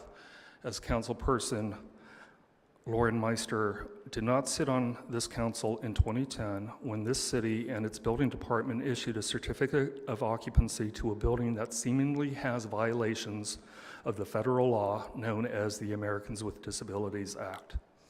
So Mayor Horvath, I ask you, how did a residential building that was developed 20 years after the passing of the ADA, a building that was actually targeted to a population of those living with disabilities, a building that was built with the city's partner in affordable housing, the West Hollywood Community Housing Corporation, how was the Sierra Bonita apartment to have violations of the federal ADA law in some of its common areas?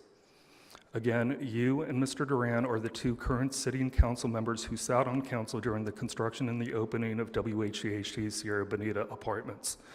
Why did the city and its building department overlook the violations that exist and have negative impact on some disabled residents to this day? As this July marks the 25th anniversary of the ADA, I would like to meet with you and someone from the city to verify that the shortcomings in accessibility in the laundry room, the computer area, which is located in a closet, not an occupiable space, access to and from the trash rooms, etc., are indeed overlooked violations and not a misconception that Mr. Slansky would have you believe. Thank you. Thank you. Kathy Blavis to be followed by Cole Edman.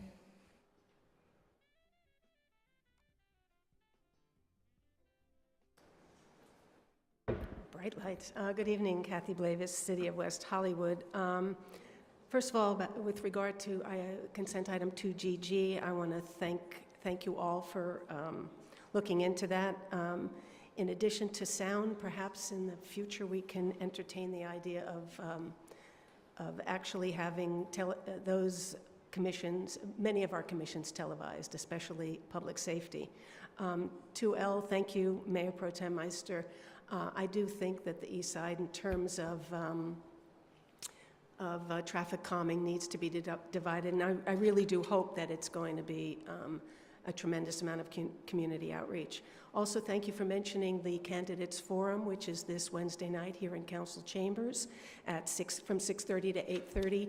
And I have to agree with Steve Martin in the sense that it's about the issues. It's not about potholders. It's not about innuendos. It's not about any number of things. Personally, I'm supporting Heidi Schink, for council, and I'm hoping that people really take it seriously, come out and vote. This June 2nd election is perhaps one of our most important. It's the first time we've ever had a special election, and I just think it's a very important one. Thank you. Cole Ettman to be followed by Todd Stedman. Todd Stedman, going once. No. Okay, those are our last public commenters. Any additional council member comments? Okay, motion to adjourn. Okay, we have adjourned. Thank you very much.